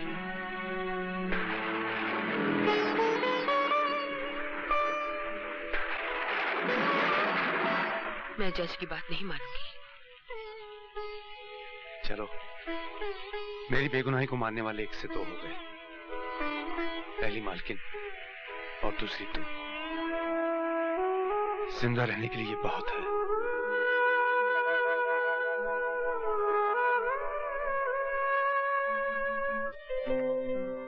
स्माइल, थोड़ा सा और स्माइल करो ना, और थोड़ा सा। तुम मेरी तस्वीर खींच रहे हो या मेरी दांतों की? बात हो गया, चलो चलकर कहीं बैठते हैं। चलो चलो। वासु, तुम मुझसे प्यार करते हो? ये कैसा सवाल है? बोलो ना। हाँ, अपनी जान से भी ज्यादा प्यार करता हूँ, बहुत प्यार करता हूँ। लेकिन तुम मुझसे प्यार क्यों करते हो? क्योंकि तुम दुनिया की सबसे बदसूरत लड़की हो। क्या? हाँ, अरे जो भी मैं कहूँ उसका एकदम उल्टा समझ लेना। मैं तो किसी दूसरी लड़की की तरफ आंख उठा के भी नहीं देखूंगा। सच? सच। तुम वहाँ क्या देख रही हो? वो जो लोग खड़े हैं ना, वो हिंदुस्तान की सबसे खूबसूरत लड़की को देख रहे हैं, जो इस साल मिस इंडिया चुनी गई है। क्या कह रही हो? नहीं नहीं। अच्छा, मैं भी आया।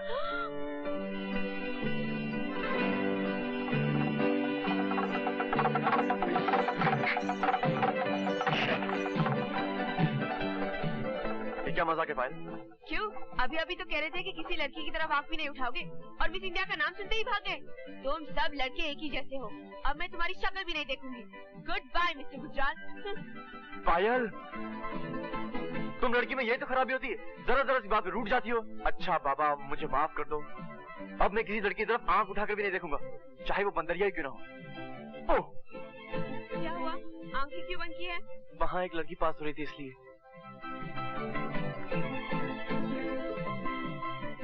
अच्छा बाबा, मान गए। इतना ड्रामा मत करो। अच्छा एक बात बताओ, अगर शादी के बाद मैं किसी वजह से नाराज हो जाऊँ तो क्या तुम मुझे माफ कर दोगे? हाँ, मैं तुम्हारी हर गुस्ताखी माफ करने के लिए तैयार हूँ। ये क्या बदतमीजी है? बस, अभी तो कह रहे थे कि मेरी सारी गुस्ताखियाँ माफ कर दोगे। लेकिन शादी के बाद का वाला था, शादी के पहले का नहीं। अच्छा, अगर मैंने तुम्हारी कोई कीमती चीज तोड़ दी तो? मैं तुम्हें माफ कर दूंगी। माफ कर दोगी? पक्का? ये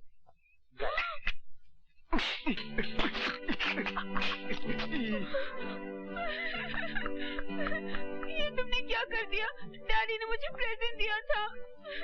अरे अभी अभी तो तुमने कहा था कि अगर मैं तुम्हारी कोई कीमती चीज तोड़ दूं तो तुम मुझे माफ कर दोगी, और अभी अभी तुम रोने लगी। अच्छा। अरे कहाँ जा रही हो?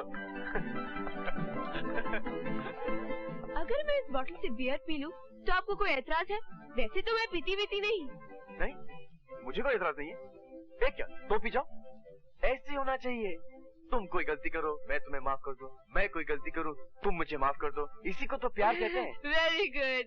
तुम कुछ भी कहा, मैं तुम्हें मोहब्बत की जगह कुछ नहीं कर सकती। You are so sweet। अच्छा, तुम मेरे लिए कुछ भी करोगी? कुछ भी। अगर मैं तुमसे कहूँ कि पानी में कूद जाओ तो तुम पानी में कूद जाओगी? तुम्हारे लिए अपनी जान भी दे दूंगी।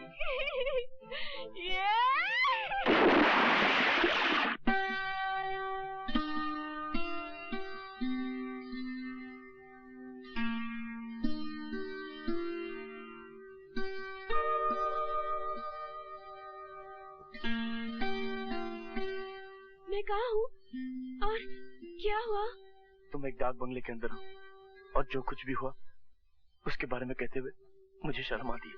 फिर भी बताओ तो सही। तुम्हें बियर नहीं पीनी चाहिए थी, तुम बहुत नशे में थी। मैं तुम्हें पानी में से उठा के लेके आया हूँ। तुम कहने लगी कि हमारे बीच कोई दीवार नहीं होनी चाहिए। मैंने कहा बिल्कुल ठीक है। फिर तुम अपने कपड़े उतारने लगी। मैंने कहा ये दीवार नहीं, ये तुम्हारी ड्रेस है। शट अप, मैं कुछ नहीं सुनना चाहती। फिर क्या हुआ? फिर तुम मेरे कपड़े उतारने लगी। Shut up. सच सच बताओ ना, फिर क्या हुआ?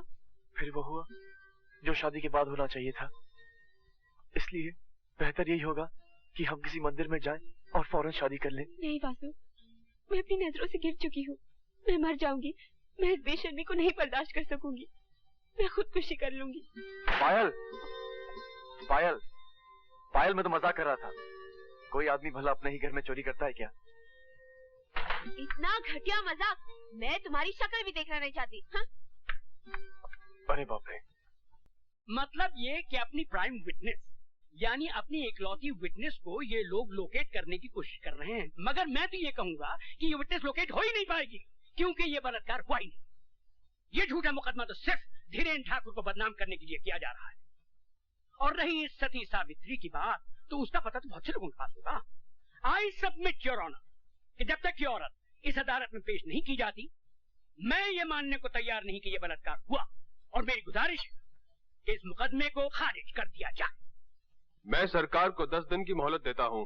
अगर अगली तारीख पर उस औरत को अदालत में ना पेश किया गया तो मैं ये मुकदमा डिसमिस कर दूंगा। Fantastic sir. मुकदमा ऐसे जीता जाता है। वासु, तुम्हारे गर्लफ्रेंड की फोटो तो बहुत अच्छी आई है, लेकिन उसके साथ तुम्हारे कैमरे ने एक कत्ल को भी रिकॉर्ड कर लिया है। क्या मतलब? इस फोटो में एक आदमी एक लड़की का गला दबा रहा है और इस फोटो में उसी लाश को गाड़ी में रख रहा है। और ये तो धीरेन्द्र ठाकुर है। ठीक। मिस्टर गुजराल से, अरे मिस्टर गुजराल से उस दिन कोर्ट में डिफेंड कर रहे थे। इसका मतलब ये? जी हाँ। अरे वासु, तू यहाँ? आज तो रास्ता कैसे भूल गए? तेरे बगैर घर बड़ा सुना लगता है। दिल में तो रहता हूँ ना। माँ बैठ, ये ले फोटोग्राफ। मिस्टर गुजराल को देना और उनसे कहना कि धीरेन्द्र ठाकुर जैसे कमीने इंसानों का केस ना लिया करें। क्या बात क्या है?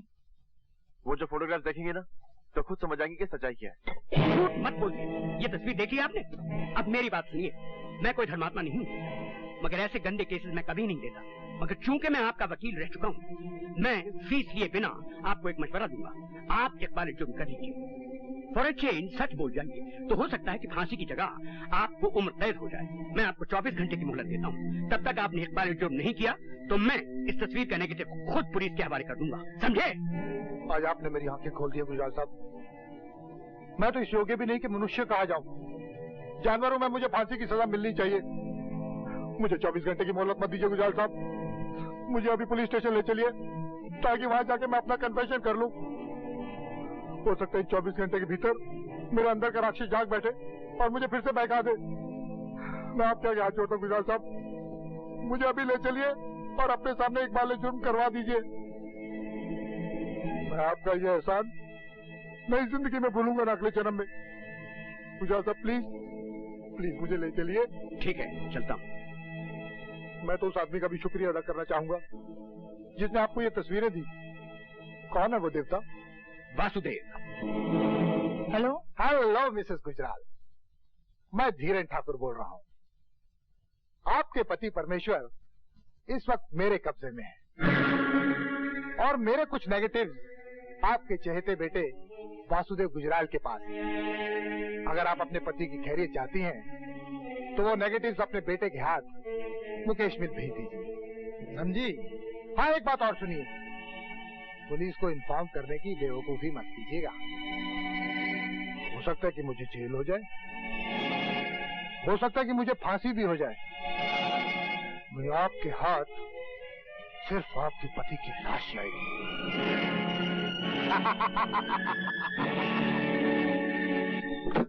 लंदन, पेरिस, रोम। शादी के बाद मैं तुम्हें इन सब जगहों पे लेके जाऊंगा। और ये होटल देख रही हो? बड़ी जुई है तुम्हारे सर में। मार दो।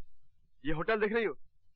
यहाँ पर हम रहेंगे और ये बिस्तर, यहाँ पर हम हनीमून मनाएंगे। टेलीफोन उठाओ। हटो। चलो उठाओ। हेलो। हेलो वासु। माँ कैसी हो माँ? वासु, मिस्टर गुजराल को उठा लिया गया है और उनकी जान खतरे में है। तुम जल्दी यहाँ जाओ। चलो भाई।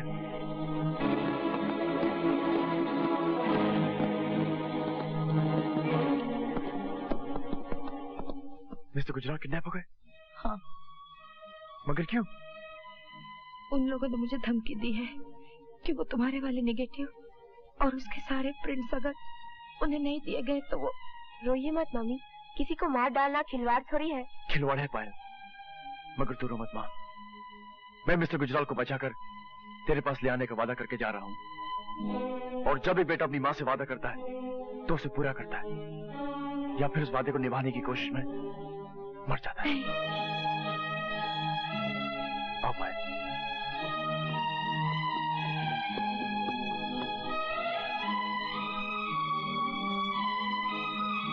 अगर वासु 5 मिनट के अंदर अंदर नहीं आया तो क्या हो जाएगा? नेगेटिव्स लाओ।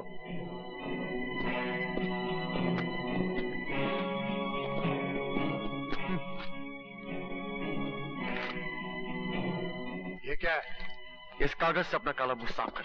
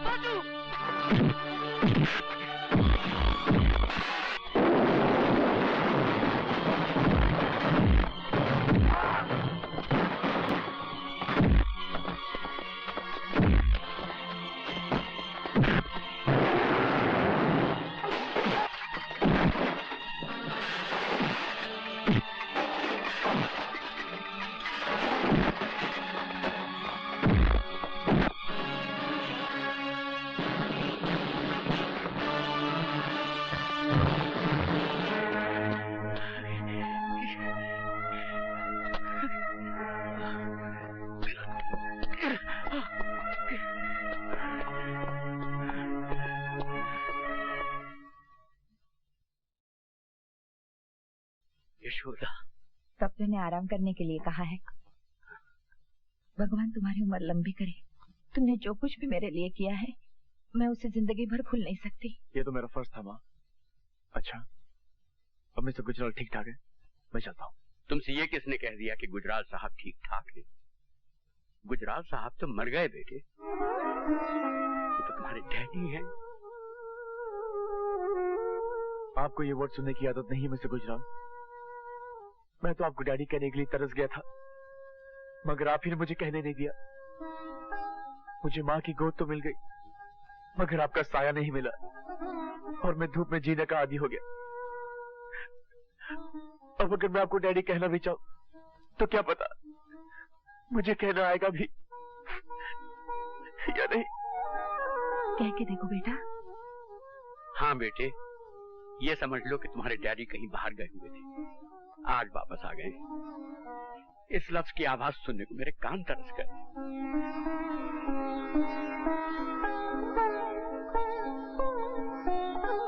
ठीक है बेटे, ये सेल्फ सेंटर्ड बुढ़ा इसी लायक है। दे दो तुम मुझे सजा, जो चाहे दे दो सजा। डैडी,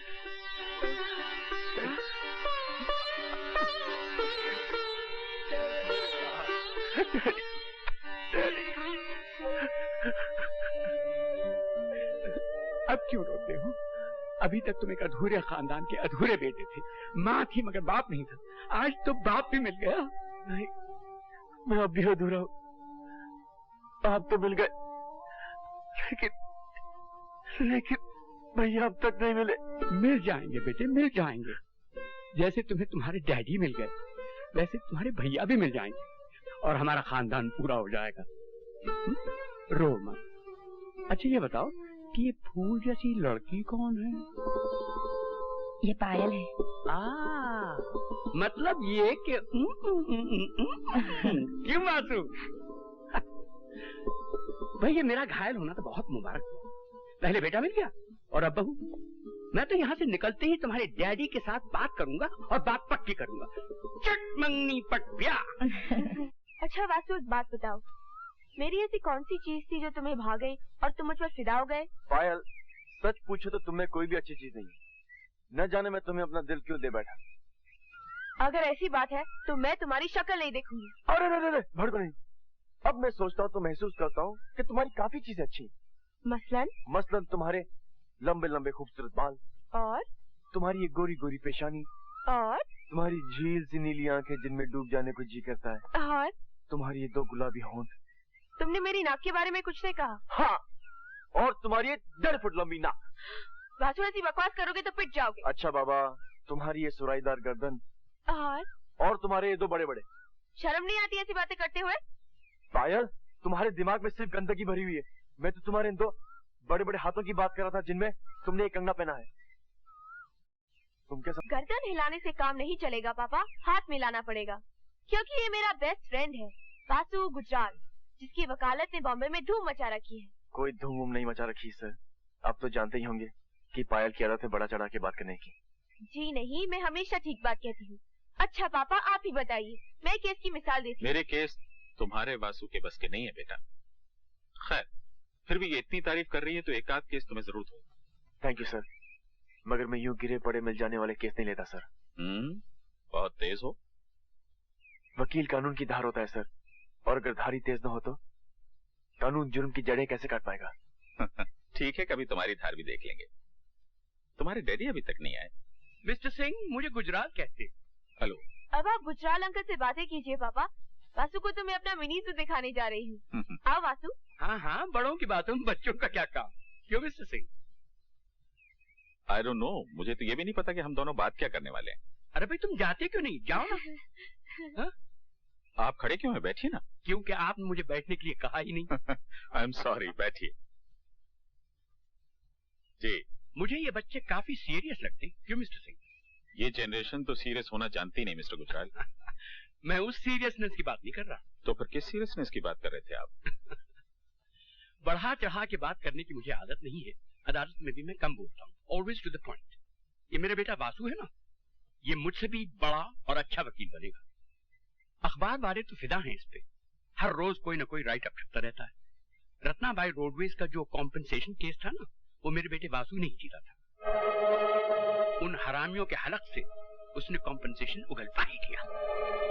तो ये वो वाला वासु गुजराल है?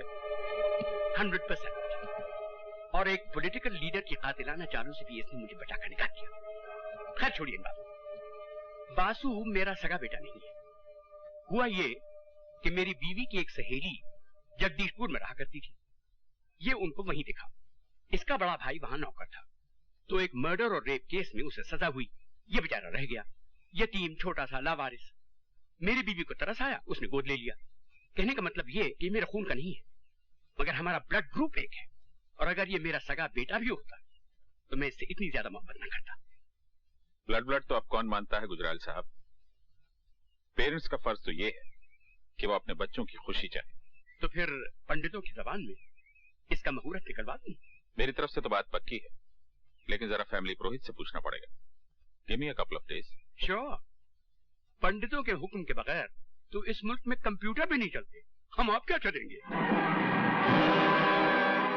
अरे गुस्सा थूक भी दो। गुस्सा थूक कैसे दूं? वो हराम ज्यादा मेरी बेटी से शादी करेगा। ये किस पे फूफा कर रहे हो भाई? जरा इन पर अपनी मुस्कान की वर्षा तो करना रत्ना, क्योंकि मैं इनसे ये कहता हूँ कि अनशन लोगों से मिलने क्यों लगे? कौन अनशन लोग? वही दोनों जो अभी अभी यहाँ से गए हैं।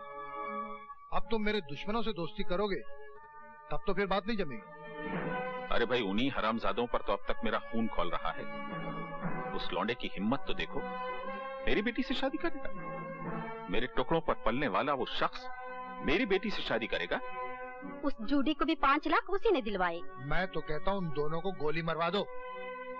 खा खा के मोटे हो रहे हो, कुछ तो काम करो। 2 आदमी नहीं मारे जाते तुम लोगों से। अब अगर हमारे किसी आदमी ने उन्हें मारा तो बात बिगड़ जाएगी, क्योंकि वो रिश्ता लेकर आ चुका है। उन्हें मारने के लिए तो कोई ऐसा आदमी ढूंढना चाहिए जो भरोसे के लायक भी हो और हमसे जिसका कोई ताल्लुक भी साबित न हो सके।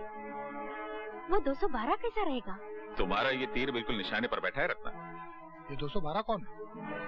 पता नहीं, मगर कमाल का आदमी। She'll be all right in about 3 months. लेकिन इनको दाखिल करना पड़ेगा और ट्रीटमेंट भी बहुत महंगा होगा। महंगे सस्ते की बात ना कीजिए डॉक्टर, बस इतना बताइए कि ये ठीक तो हो जाएंगी ना। पैसों का बंदोबस्त तो कहीं ना कहीं से कर ही लूंगा। You are very fortunate mister Ravi. मेरा teacher doctor Arnold Robertson London से आने ही वाला है। And I tell you, he is a magician. वो मेमोरी का ताला ऐसे खोलता है जैसे कोई एक्सपर्ट भी किसी तिजोरी का ताला भी क्या खोलेगा। ये तो बहुत ही अच्छी बात है। खर्चा कितना होगा? Let me think. 1 लाख रुपया तो हो जाएगा। 1 लाख? मोर भी हो सकता है, लेकिन मैं 1 लाख रुपए के भीतर रखने की कोशिश करूंगा। I'll try। ठीक है, मैं 1 लाख रुपए का बंदोबस्त करता हूँ। चलिए मालकिन, 1 लाख तो जरूर चाहिए, मगर किसी का कत्ल करके नहीं। मैं जानता था कि तुम यही कहोगे। ये कत्ल नहीं, 212 इंसाफ है। पूरी बात सुन लो, उसके बाद चाहो तो इनकार कर दो। पूरी बात क्या है? अंदर चलो। आओ। रत्ना, रत्ना, ओ कौन? रत्ना, क्या कर रही हो? रुक जाओ, एक कदम पे आगे बढ़ाया तो कूद पड़ोगी। सिस्टर, ऐसा मत करो। नहीं, मैं तेरी माय डियर सिस्टर नहीं हूँ। अगर तू मेरा भाई होता तो मेरी फूल से बेटी नीलम को गैंग रेप होने देता। मेरी बेटी का रेप और मर्डर करने के बाद अब तू मेरे पास आया है। आगे तो देख, मैं तुझे छोड़ूंगी नहीं कभी। Ratna, Ratna, stop it! रत्ना नहीं, रत्ना नहीं। ये हमारे नीलम का कातिल नहीं है। ये तो उसका बदला लेगा। क्या तुम उसे मार डालोगे जिसने मेरे बेटे का रेप किया था? अरे, मैं तो अपनी बेटे की लाश को पहचान न पाई। सूरत बिगाड़ दिए थे कमीनों ने। मेरी बेटी रोज मेरे सपने में आती है और कहती है, मम्मी डार्लिंग, वो बॉस्टन अभी तक जिंदा है। वो तुमको भी नहीं छोड़ेगा। तुम मेरे पास आ जाओ मम्मी। यहाँ पीस है, शांति है। हाँ, मैं आ रही हूँ बेटी, मैं तुम्हारे पास आ रही हूँ। नहीं, जाता नहीं। देख लिया, जिस आदमी को मारने के लिए मैं तुम्हें 1 लाख रुपया दे रहा था ना, उसी कमीने ने इसकी बेटी का रेप कर दिया और फिर मार डाला।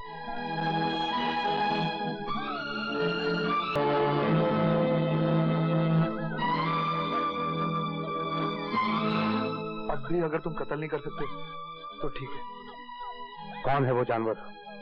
उसका नाम है वासुदेव गुजराल। वासुदेव गुजराल।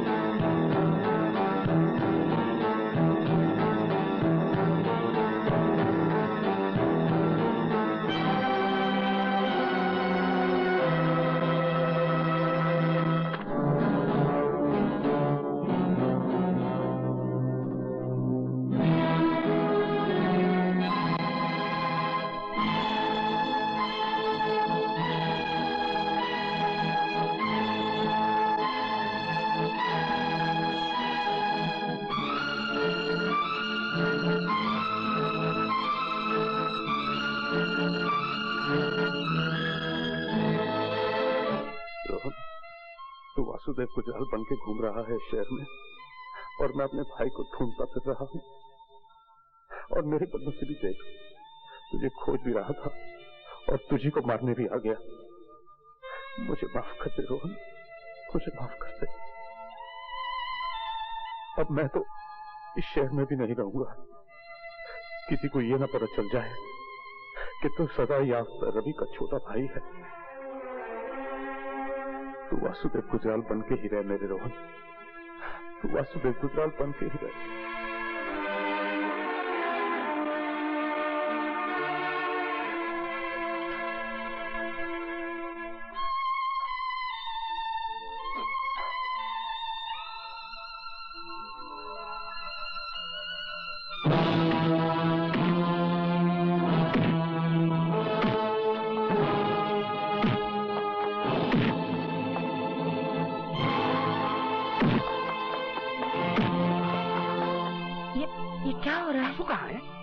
अंधेरा क्यों है? अरे मेन स्विच ऑफ कर दिया किसी ने।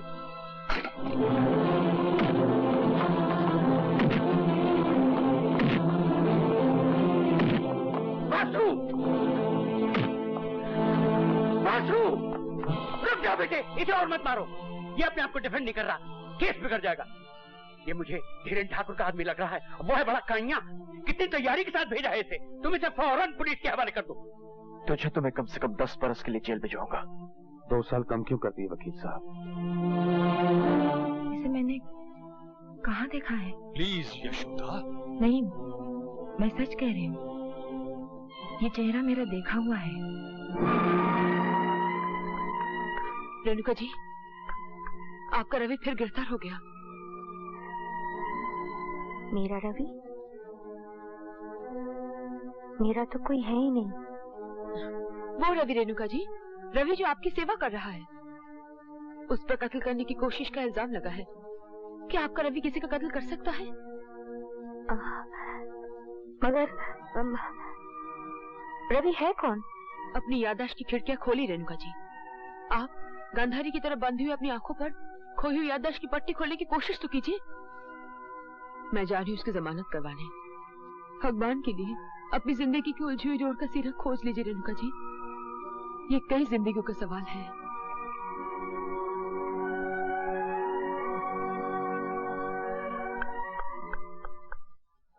ये रवि है कौन?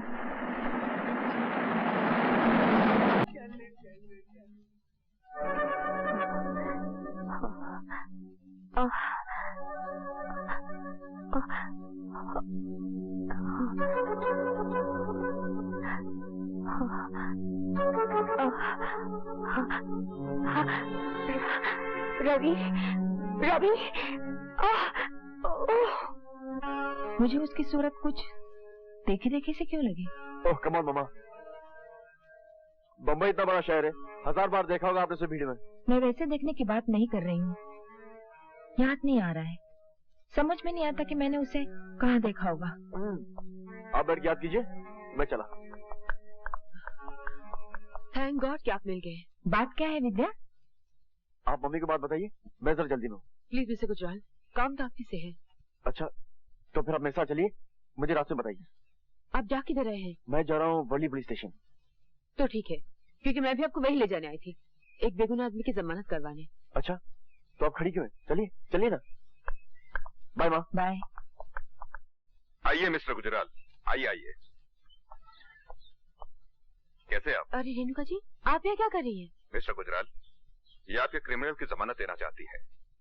मैंने बहुत समझाया इन्हें कि वो एक मुजरिम है, सजा याफ्ता। सजा याफ्ता? वही तो मैं कह रहा हूँ साहब, और सजा भी 1 महीने या 1 दिन की नहीं, 12 साल।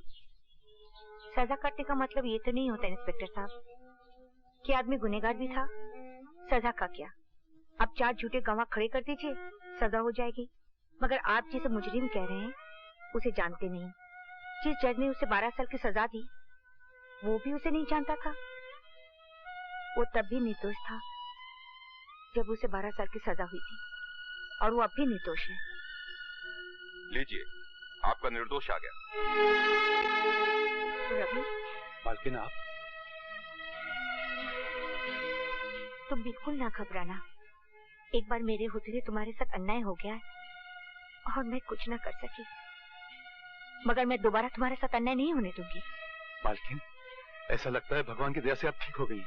हाँ, भगवान ने मुझे तुम्हारे लिए ठीक किया है। जो मैं ना ठीक होती तो तुम्हें उस अमानत का पता कौन बताता जो मेरे पास थी। अब तो आप ठीक हो गई ना मालकिन? हाँ। आराम से पूछ लूंगा, जल्दी क्या है? हाँ। और मैं अमानत की कसम खा के कहता हूँ कि आज तक मैंने कभी ये नहीं सोचा कि आपने मेरी अमानत का ख्याल नहीं रखा होगा। जब आपको कुछ याद भी नहीं था तब भी मैं ये जानता था कि आपने मेरी चीज किसी अच्छी जगह रखी हो। पर बस बस, अब आप कुछ मत बोलिए मालकिन। अगर मैं कुछ ना बोलूंगी तो ये लोग मान कैसे लेंगे कि तुम निर्दोष हो? अच्छा, तुम ही बताओ, अपने छोटे भाई से प्यार करना क्या अपराध है? नहीं ना, मगर इसने तो उसी अपराध की सजा भुगती है। और अब तुम उसे फिर से जेल भिजवाना चाहते हो? मालकिन, यह अपराध मैंने किया है। मैंने इन पर हमला किया था, इसकी सजा मुझे मिलनी चाहिए। लेकिन तुम मुझे जानते भी नहीं, न मेरी तुम्हारी दोस्ती न दुश्मनी, फिर तुमने मुझ पर कातलाना हमला क्यों किया? ये सब छोड़ो भैया, मैंने तुम पर हमला किया था। तुम ऐसा करो, मुझे जेल नहीं फांसी पर चढ़वा दो। अरे कैसे फांसी पर चढ़ा देंगे? अरे भाई, तुम लोग इधर उधर की बात मत करो। मुझे लगता है तुम अपने उस भाई के बारे में जानना ही नहीं चाहते हो जो भाई? हाँ, तुम ही बताओ, मैं कैसे चुप रहूंगी? इसके भाई का पता मेरे सिवा कोई जानता ही नहीं। अगर तुम्हें सुनना नहीं है तो मत सुनो, मगर मैं बताने जा रही हूँ। मालकिन, तुम चुप रहो। तुम्हें मेरी सहेली मिसेस यशोदा गुजराल तो याद है ना? मिसेस यशोदा गुजराल? मैंने रोहन को उन्हीं के हवाले कर दिया था। बेटा बनाकर पाला होगा उसको मेरी यशोदा ने। अब तो वो इतना बड़ा हो गया होगा कि अगर वो हमारे सामने बैठा हो तभी ना उसे तुम पहचान पाओगे, नहीं मैं। मुझे पूरा यकीन है यशोदा ने उसे जरूर वकील बनाया होगा, क्योंकि मैंने उसे बता दिया था कि तुम रोहन को वकील बनाना चाहते हो। Mister Rohan Yadav, advocate. मगर मैंने उस बाल गोपाल का नाम वासुदेव गुजराल रखा है रेणुका। और ममा तो मैं हूँ बेटे, मगर ये जो आदमी जिसे तुम पुलिस रिमांड में दिलवाने आए हो मेरे भैया है।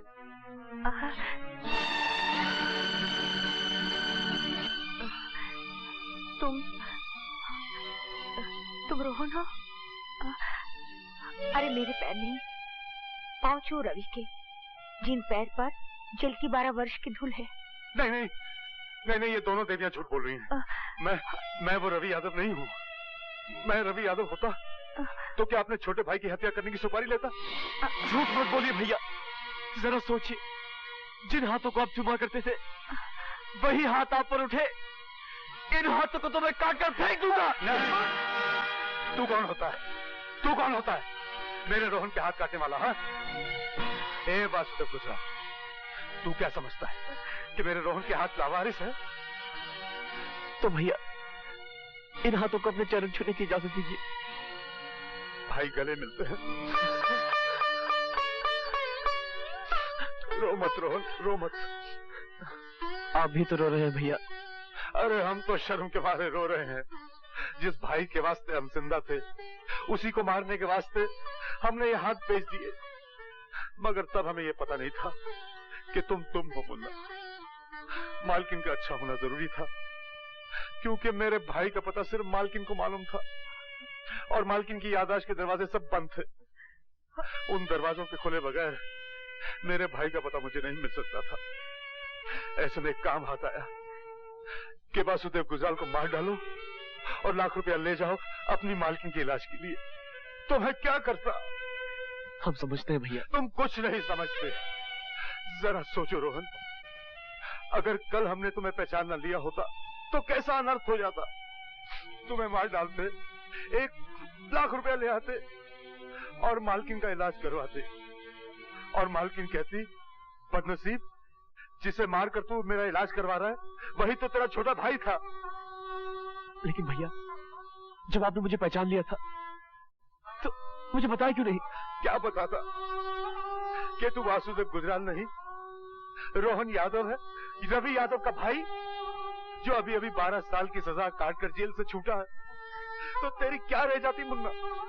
इसका मतलब अगर मालकिन न बताती तो आप मेरी जिंदगी से यूं ही चुपचाप चले जाते। आपको पता है मैंने आपको ढूंढने की कितनी कोशिश की है, लेकिन सरकारी फाइलों की भीड़ में आपका कहीं पता न चला। मेरा पता न चला होता तो अच्छा ही हुआ होता मुन्ना।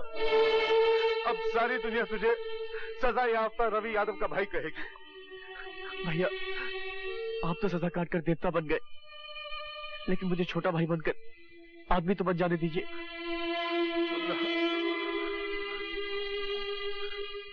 इतना परफेक्ट गेम भगवान के सिवा और कोई नहीं खेल सकता। सब बिछड़े हुए मिल गए और मिले भी कहाँ? पुलिस स्टेशन में। सब कहाँ मिले वकील साहब? वासु की पायल तो मिली नहीं। वो भी मिल जाएगी, बस आती ही होगी। मगर वो लाखों करोड़ों में एक है। उसे गिनती में मत आंकिए। He has a point, Mrs Gujral. वो लाखों करोड़ों से कहीं आगे है। जहाँ गिनती की सीमा खत्म होती है, वहाँ पायल की सीमा शुरू होती है। Hi everybody. रवि, तुम खुद देख लो। पायल बेटी, इनके पाँव छुओ। हाँ, मेरे भैया हैं। जीती रहो और सुखी रहो पायल। मगर मेरे पाँव छूने से पहले तुम्हें मालकिन के पाँव छूना चाहिए थे। इसमें एक अमेंडमेंट है। तुम इनके पाँव तो जरूर छुओ, मगर मालकिन मान के नहीं, माँ मान कर।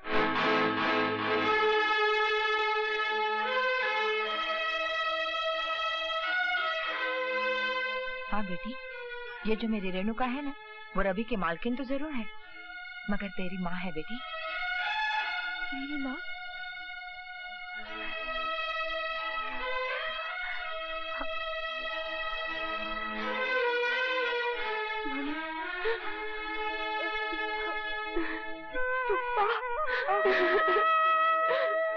भाई, इसमें हैरान होने की कोई बात नहीं। जिस दिन मैं तुम्हारी और पायल की शादी की बात करने मनोहर सिंह के यहाँ गया था, मैंने आके यशोदा को बताया, तो मनोहर सिंह का नाम सुनते ही यशोदा के दिमाग में तो घंटियां बजने लगी।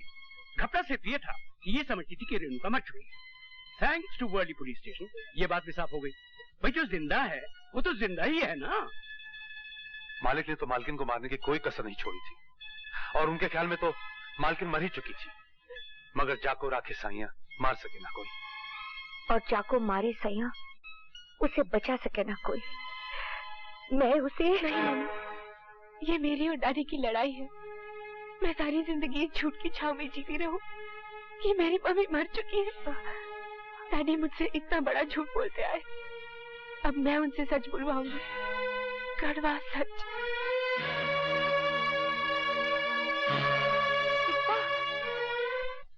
आप उस लड़के को इतना आसान समझने की भूल न कीजिए सिंह साहब। वो आपके हलक में कांटा बन के अटक भी सकता है। अरे छोड़िए श्रीमान, मेरा हलक इतना पॉलिटिकल नहीं। कांटों का इलाज मैं भी जानता हूँ। आओ बेटी आओ, मैं कब से तुम्हारी राह देख रहा था। कहाँ चली गई थी तुम? एक्सक्यूज मी अंकल, मगर पहले मुझे पापा से ये पूछ लेने दीजिए कि मेरी मम्मी कहाँ चली गई। तुम्हारी मम्मी? उनकी तो परसों पहले एक एक्सीडेंट में डेथ हो चुकी बेटे। मगर तुम्हें आज इस तरह एकाएक उनका ख्याल क्यों आ गया बेटी? क्योंकि मैं अभी अभी से मिलकर सीधी यहाँ चली आ रही हूँ अंकल। पता नहीं तुम्हें किसी ने किससे मिला दिया। तुम्हारी मम्मी कब तक झूठ बोलेगा पापा? आपने उन्हें मारना चाहा, ये सच है, मगर वो बच गई, ये भी सच है। किसी ने यकीनन तुम्हारे कान भरे। एक्टिंग मत कीजिए पापा, मैं इस ड्रामे के हर कैरेक्टर से मिल चुकी हूँ। आपने एक बेगुनाह आदमी की जिंदगी बर्बाद कर दी और वो बेगुनाह आदमी 12 वर्ष जेल में सड़ाया गया। कौन बेगुनाह आदमी? रवि यादव। इन्होंने उस फरिश्ते पर रेप और मर्डर का केस चलवाया अंकल। शेम ऑन यू पापा। और आपकी इस चाल ने बेचारे रोहन की जिंदगी की जड़ें उखाड़कर एक तरफ फेंक दी। वो तो उसकी किस्मत अच्छी थी कि उसे मिसेस गुजराल की प्यार की जमीन मिल गई और उसकी जिंदगी ने फिर जड़ पकड़ ली। आप मेरी मम्मी, रवि भैया और रोहन का कर्ज कैसे उतारेंगे पापा? कैसे उतारेंगे? आप इंसान नहीं है। अगर आप रवि भैया रोहन की जिंदगी तबाह कर सकते हैं, अगर आप मेरी मम्मी को कत्ल करने की साजिश कर सकते हैं, तो अगर आपकी बेटी आपके राह में आए तो आप उसे भी हटा देंगे। ये मैं क्या सुन रहा हूँ मनोहर सिंह? अगर तुमने ये सब कुछ किया है तो बहुत ही बुरा किया है, और उसकी सजा ये है कि तुम्हारी बेटी तुम्हारे सामने तुम्हारे ही बारे में ये कड़वे सच बोले और तुम उसे चुपचाप सुनो। बोलिए पापा। देखो बेटी, तुम लीपा पोती मत करो मनोहर सिंह। अगर तुम्हारे अंदर का आदमी जिंदा है तो इन पापों का प्रायश्चित करो। फोन उठाकर वासु का नंबर लगाओ और उसी से अपना कन्फेशन लिखाओ। तुम फोन करके वासु को बुलाओ बेटी। क्या पापा कन्फेस करेंगे अंकल? करेंगे कैसे नहीं? कहते क्यों नहीं पायल से कि फोन करके वासु को बुलाए? बुला लो बेटी।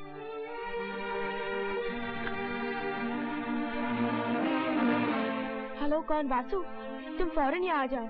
पापा तुमसे अपना कन्फेशन लिखवाना चाहते हैं।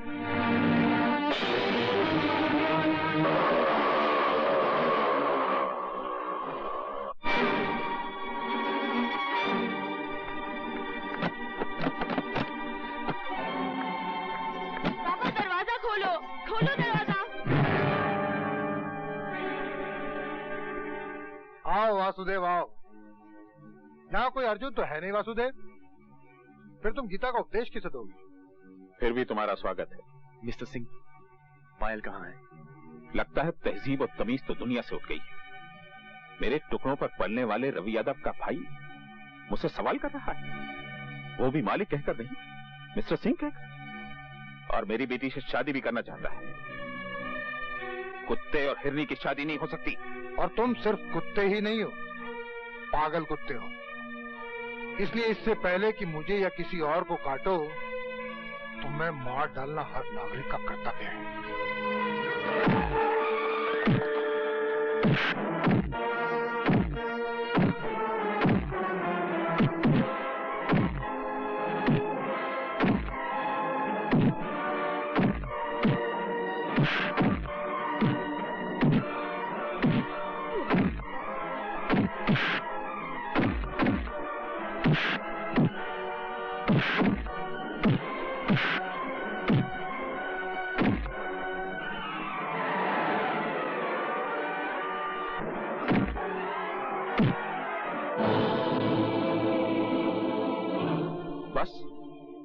की हवा निकल गई, लेकिन मैं सिर्फ तेरी जान लेना नहीं चाहता। मैं ये चाहता हूं कि तू तड़प तड़प कर मरे। गुजरने वाला हर पल तुझसे कहे कि यमदूत तेरे पीछे पीछे आ रहे हैं। एक कलंदर से सुनी हुई एक कविता याद आ गई।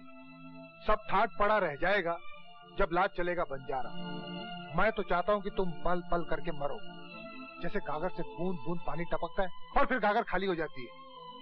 हाँ तो बताओ, सिंह साहब तुम्हें पहली गोली कहाँ मारे? रखना ठीक रहेगा?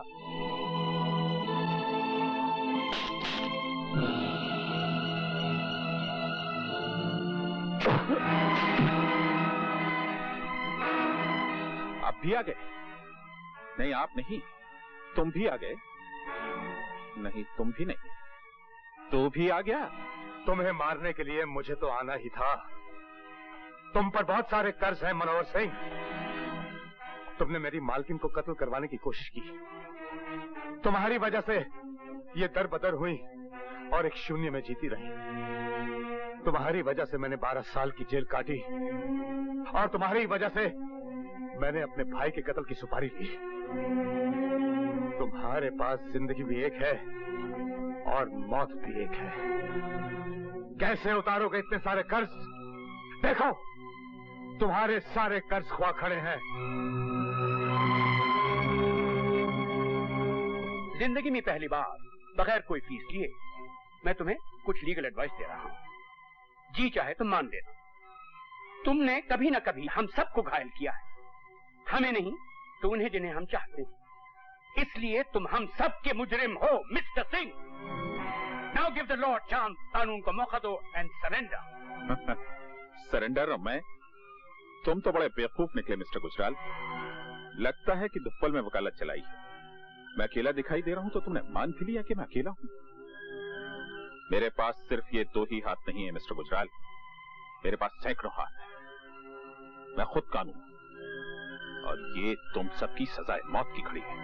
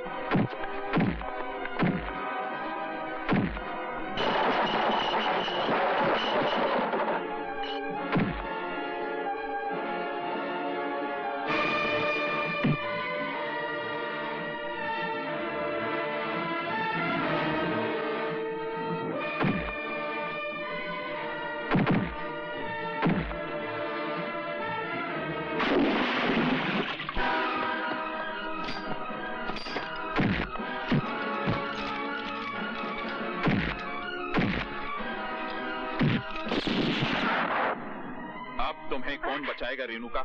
मालकिन को मैं बचाऊंगा मनोहर सिंह।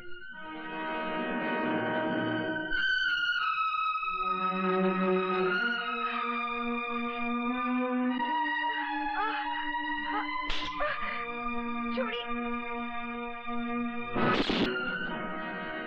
भैया!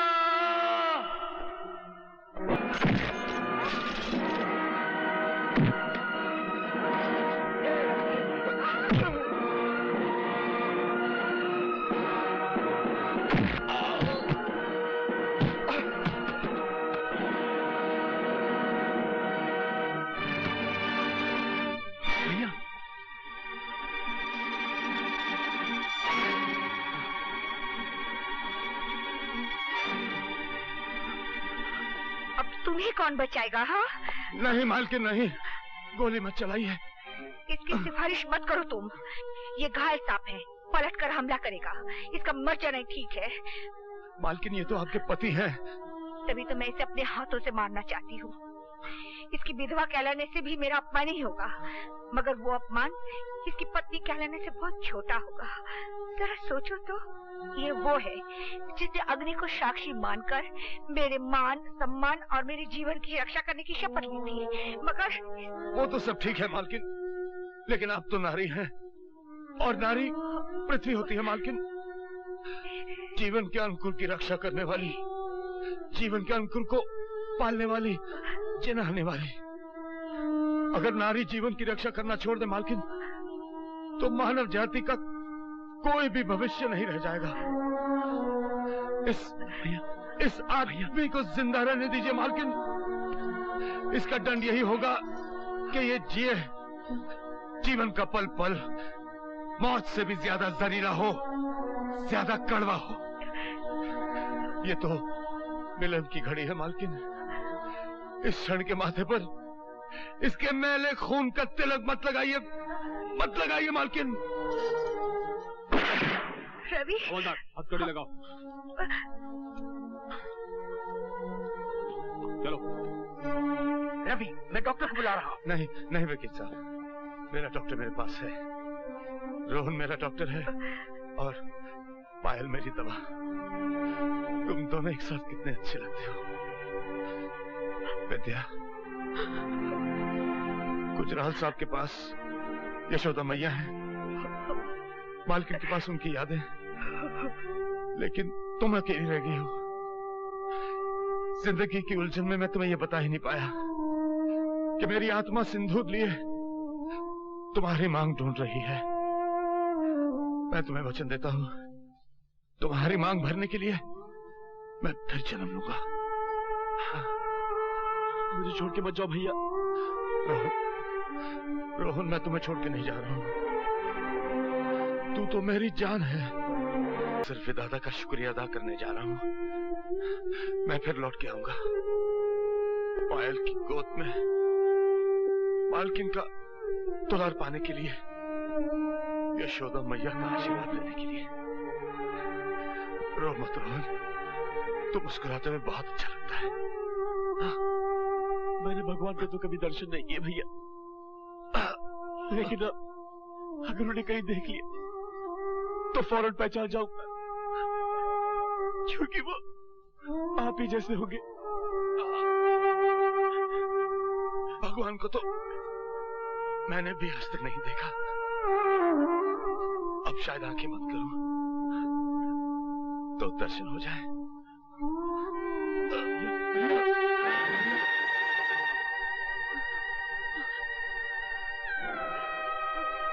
भैया